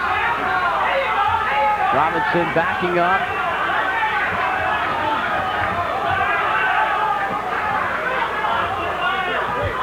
Still a minute to go. That's a long minute at this point.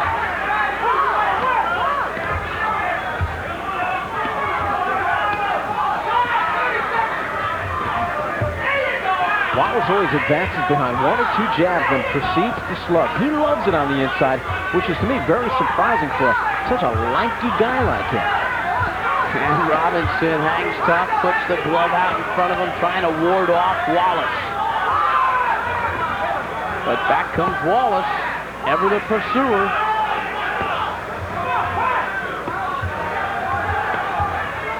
Oh, this is a dandy. 20 seconds to go in the final round. Tyrone Robinson, this is what we talked about earlier, that pain. Robinson is feeling it. His legs are heavy. His chest is absolutely burning, but he wants to go to the finals next week, Cruz. I just don't think he's done enough. He's been in against a buzzsaw tonight in Donald Wallace. So the buzzsaw Wallace against the gutsy Robinson, and they deserve every ovation that they are receiving. Oh, great effort. Look at that, man. He's tired, but he earned it. Great fight. Now, this 139-pound novice division shaping up to be one heck of a final. And by the way, that 106-pound novice final we talked about earlier, it was 1985.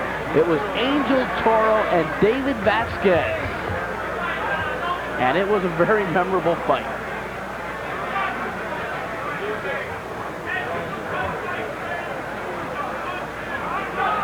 Vasquez certainly remembers it more because he won. I think he out-hit him. About 2,000 punches, about 1,999.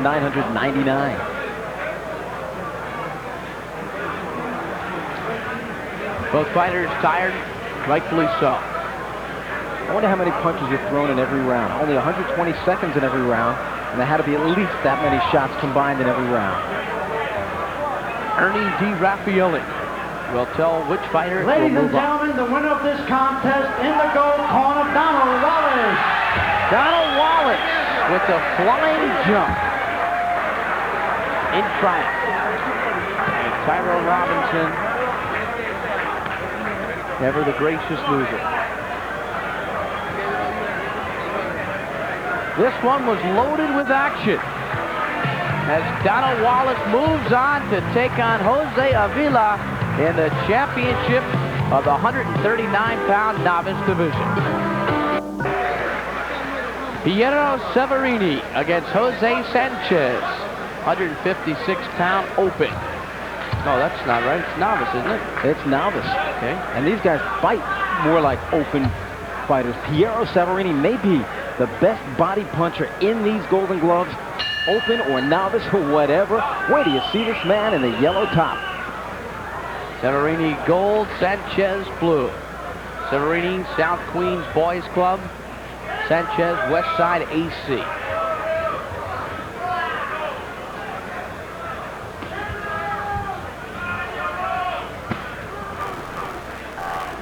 Severini has had 3 fights in these Golden Gloves, winning all 3, 2 by knockout.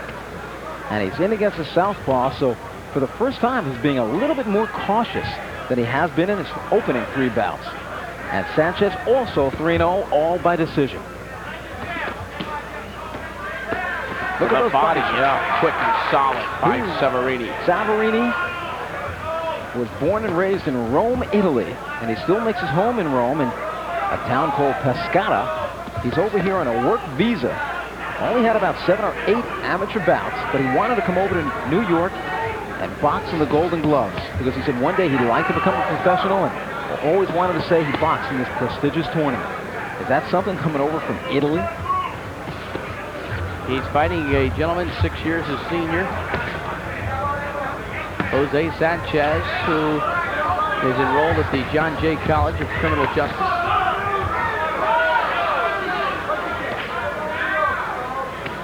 He was born in Puerto Rico, lives in Manhattan. Amateur record of 5-2. And he's been tough here in the first round. The way Sanchez is boxing, Bruce, it looks as if he's been studying Severini, watching him, because most of the boxers so far who have stood in front of Severini have been punished. And apparently the way to confuse Severini is just by moving and putting a jab in his face, and being a southpaw, that also confuses Severini a little bit more.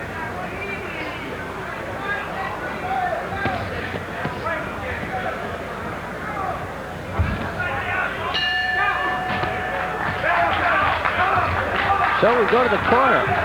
Piero Severini. And the man in front of him, one of the most respected trainers in the game today, young Teddy Atlas.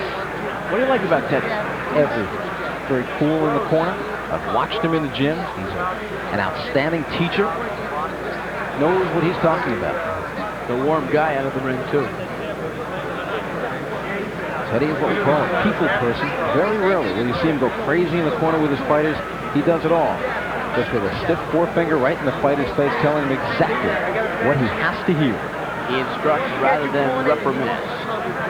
That's right. A lot of trainers in the corner will go crazy and just yell, you gotta knock this guy out. Now, what does that say? Nothing. Teddy will tell him exactly what he has to do to knock the opponent out or to win the bout. And I think Severini lost that first round. Golden Gloves fact. Walker Smith of Harlem wanted to enter the Golden Gloves in the late 1930s, but was under the minimum age limit of 16.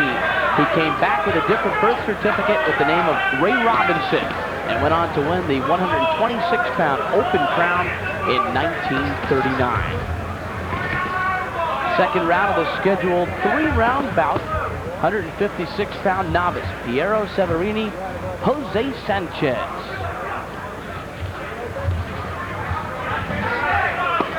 Severini to the box. He's got the flashiest shoes that we've seen tonight. He's got those iridescent shoes. If the lights went out here, all you'd see were his shoes.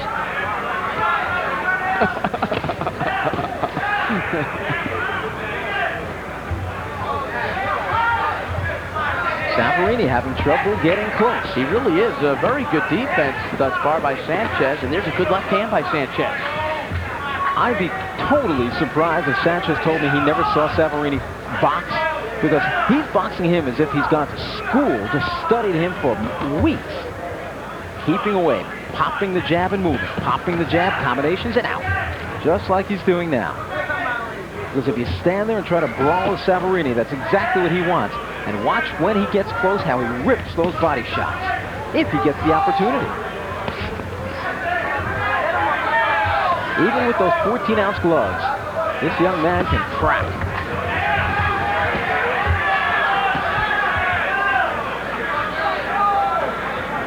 Solid fight. Swiping at the body is Sanchez, unable to score. Catches Severini moving off balance. Very close round, but I think from long distance, Sanchez has done enough to steal the round. Third round should be a dandy. We'll be back for it. This could be a very important round for both fighters. Final round. Jose Sanchez in the blue, Piero Severini in the gold. What do you think, Randy Gordon? I've given the first 2 rounds to Sanchez, the southpaw. The second round was very close because Sanchez didn't throw that much, but Severini couldn't catch up to him. Sanchez doing more running than anything else. But from long range, nothing much is happening. And occasionally, Sanchez jumps in with that pecking combination, that pecking jab, and he may be winning the fight because of it. I have Severini winning the first and Sanchez winning the second. In the 3 times I've seen Severini so far, I've been very impressed with how cool he is, calm and collected in the ring. But I think so far, he's been a little too cool, calm, and collected because there are only 3 rounds here, only 2 minutes each round, and I think he's letting the bout slip away.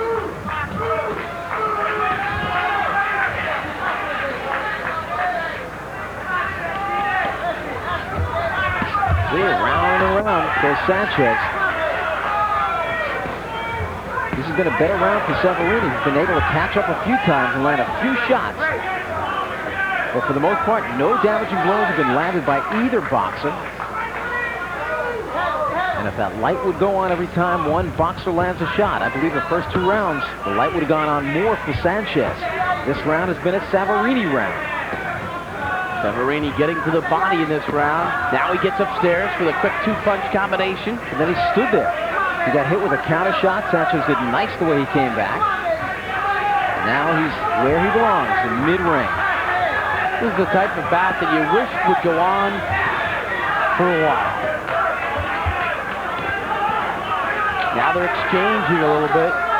Look how well-conditioned both men are. They're not breathing all that hard, and they're still throwing hard punches at the end. They embrace. I think Severini won the round, but I thought those first 2 rounds went to Sanchez. The second one is going to be the round which is the telling round, I think. Well, I thought, first of all, Randy, that they were both very skilled for novice fighters. Agree? Absolutely. Severini with only about 7 fights under his belt. Sanchez with 7 fights with a record of 5-2. Both of them showed tremendous poise. I have Severini winning by a notch, and you? I got Severini losing by a notch. You gave Severini that first round. I gave Sanchez the first round. I thought that he just did enough with that southpaw style, moving, hacking away, landing just enough punches. We don't count. The 5 judges do. That's right. Whoever wins this will certainly represent this division well on championship night. Here's Ernie DiRaffaele. Ladies and gentlemen, the winner of this contest in the blue corner, Sanchez. Sanchez wins it. Yeah, it was that first round. It was Severini's movement, the southpaw style. He won those first 2 rounds, and that's what did it for him. There are some boos in the announcement. Ow, that hurts. Piero Severini, and to the winner, Jose Sanchez. They call his name in the blue corner. He prays, and then he's up in the air. Welcome back to Madison Square Garden Sculpt Forum. I'm Bruce Beck. Along with me, Randy Gordon. We've enjoyed bringing you the action in the semifinals tonight from the Golden Glove 62nd edition. The man in blue, Nkrumah Lovett from the Fort Apache Boys Club. And Robert Wiggins, his opponent, in the goal from the Jefferson Recreation. Winner will take on Sanchez. Tell you what, I'm just going to call him Loving, okay? All right. I'm not going to attempt that first name. Nkrumah.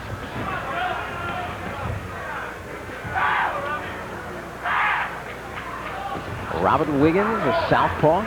And you notice Mr. Loving also a southpaw. Loving, I like the way he's throwing a double jab. We haven't seen much of that tonight. A lot of the guys here wanted to just get in there and bang tonight. Before we saw Donald Wallace in a very interesting 139-pound novice bout. A very busy, aggressive southpaw, tall, 5'11", come in behind his one jab and then start slugging.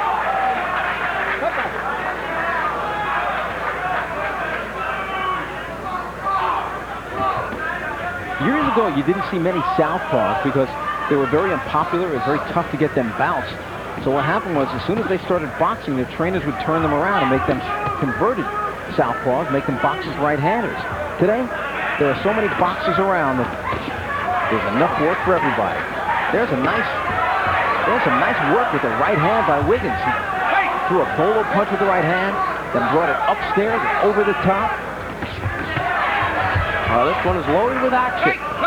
Both are undefeated as amateurs. Loving 5-0, Wiggins 3-0. And both are mixing it up here in the first round. Oh, a nice uppercut landed by Wiggins.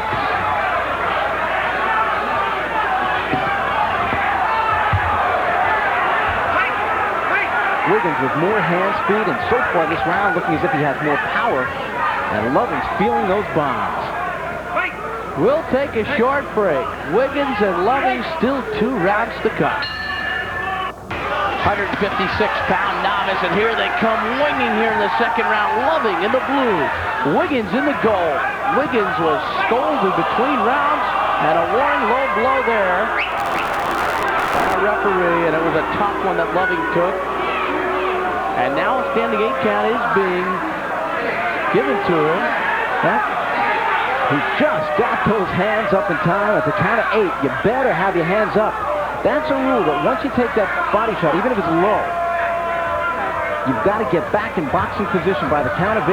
Then, if it's still severe, you can be given a 2-minute rest. And he is being given the rest. So the standing 8 count was given to Lovett. Now he's got the period to catch a breather. Time for another Golden Gloves fact. 1971, the 147-pound open title. We'll get to it in a minute, Randy. You get to in a minute. There's that right hand. Oh! Wow. Loving just let go. You could see it. You could feel it. It was a bullseye. Okay. You were just giving us a fact. Another one of your facts from your computer center. Oh, I'm sorry. I jumped in on that punch. 1971, the 147-pound open title was won by Eddie Gregory, who later became the light heavyweight champion of the world under the name of Eddie Mustafa Muhammad. Now, Gregory's opponent in the gloves final that night was Vito Antuofermo, who later went on to win the World Middleweight Championship. All right, we're back to the fight.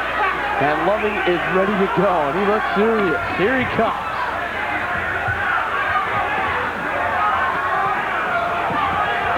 Oh, Loving's letting it all hang out now.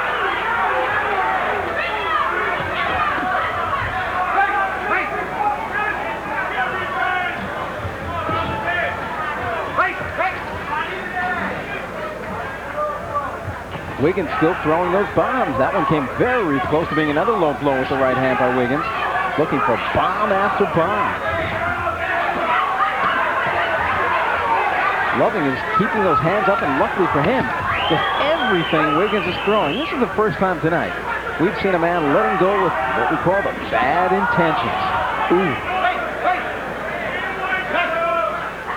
Wiggins doesn't want to make any mistakes, but he is wide open as a fighter and very strong. He ran into a right hand of Loving that time. Solid left by Loving. And now a caution goes to Robert Wiggins. Watch for holding on in close. That looked like a low blow thrown by Wiggins. It may well have been. Wiggins throwing a lot of body shots. Nothing low about that. That was in the pit of the belly. Now, I don't know about that. I thought that was right in the pit of the belly. Second round complete. It's a payback for the one he missed earlier. Okay, was this a low one or not? The fighter's getting close. Nope. Looked okay to me. It started around the waistband and went up. I saw nothing wrong with that shot. I think it was the one right before that, Randy, about 10 seconds earlier, and maybe that's where the warning came from. I just think that Wiggins is doing enough so far. He's been overpowering Wiggins. Very relaxed. Robert Wiggins. And his opponent is telling his cornerman that he just can't keep Wiggins off of him. Wiggins doing a real fine job, pouring the pressure on, apparently just too strong and just too busy.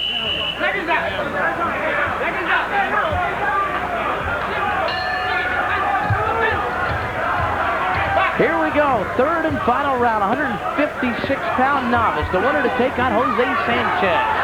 And again, out of the corner, Nkrumah Loving, trying to get something going. But he is in against the buzzsaw and Robert Wiggins in the goal. And once again, a caution to Mr. Loving about holding on in close. He is just being stormed by Wiggins. A strong right hand by Wiggins. Close to an 8 count. Another warning there for the low blow. Now that's 3. The next time, that's a caution. The next time he gets cautioned, a point is coming on. This one has needed a referee badly. That uppercut is strong by Wiggins. It hasn't been a pretty bout, but that's because Loving has not been able to keep Wiggins off of him. Wiggins a very busy boxer. And he's a good unorthodox. He'll throw a shot and bend one way and come right back with the other hand as he's bent real low or just from odd positions.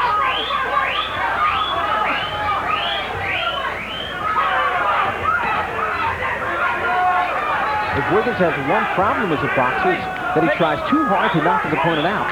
And he doesn't set anything up with a hard jab. He doesn't double up on that jab. Final moments of this bout. 30 seconds to go.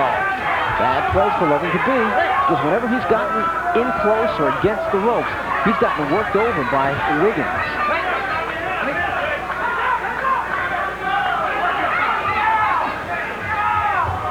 Both are tired now. A lot of the snapped on from both men, but Wiggins still appears to have something in his guns. Especially the uppercut, the right uppercut.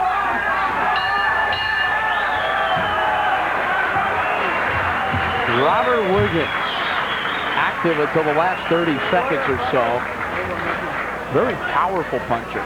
Yes, he is, and I still think he's got to do a little bit more road work and jumping rope, a little bit more sparring to start to learn to settle down. He looks like he's going to be a pretty decent boxer. Robert Wiggins, 19 years old. His career goal, he said he wants to be a professional champion. He takes a deep breath, and another one. Looks a little bit like New York Mets star Dwight Gooden.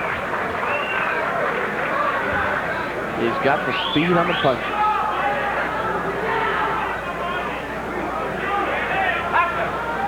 Well, the fastball was there, I thought, tonight on both of his hands, except for that third round. Both got a little bit sloppy, but I thought he had done enough in the first 2 rounds. Let's see. Ladies and gentlemen, the winner of this contest in the gold corner, Robert Wiggins. So Robert Wiggins, Jefferson Recreation, will meet Jose Sanchez in the finals, and that should be a good fight. A battle of the southpaws, just like we saw tonight, except Sanchez a little bit tougher and more experienced than Loving. The Big Bruisers are up next on Madison Square Garden Network. Stay with us. Anthony Ottah against Cecil Lloyd Bey. These are the super heavyweights in the ring. Ottah is 210 and Bey is 209. Ernie Di Raffaele told him Cecil. He told me he wants to be called Cecil, and Bruce, he wants to be called Cecil. He's got it. So Cecil Lloyd Bey in the ring. Charlie Richter, referee. We promised you the super heavies, and here they are. Fasten your seatbelts.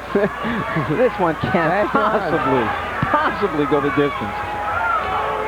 Cecil's had 2 bouts in his amateur career, both here in the Golden Glove, both first-round knockouts. The ring should shake, and quickly down goes Bey, and a standing 8 count, mandatory 8 count. He's shaking up. Gotta get the hands up. Let's see. 6, 7, 8. He forgot to get his hands up. Oh, you talk about close. Why did they wait to the last second?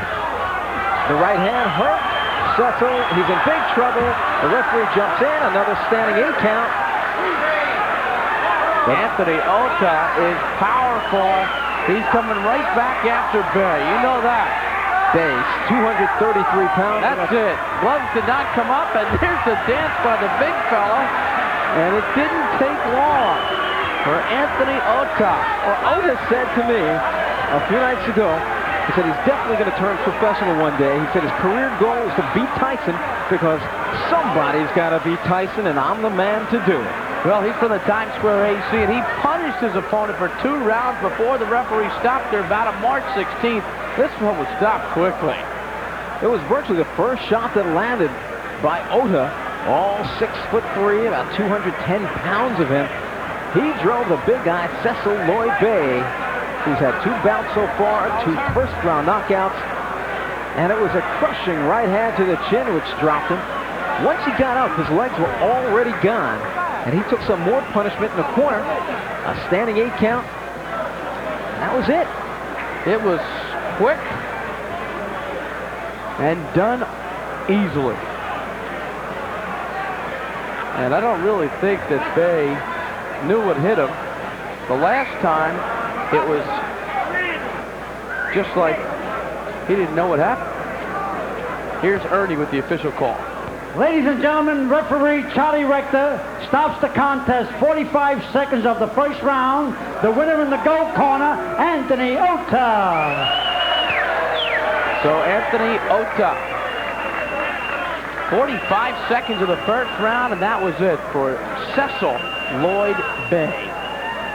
23-year-old Anthony Ottah now into the finals of the super heavyweight division. Born in Nigeria and living in Brooklyn, and a man of power. In style with some power, Randy Gordon. Well, so many people, including myself, Haven't seen that kind of power from Cecil Lloyd Bey in his last fight. Big Cess came out, blasted his opponent out, as he did in the first bout of the Golden Gloves for him.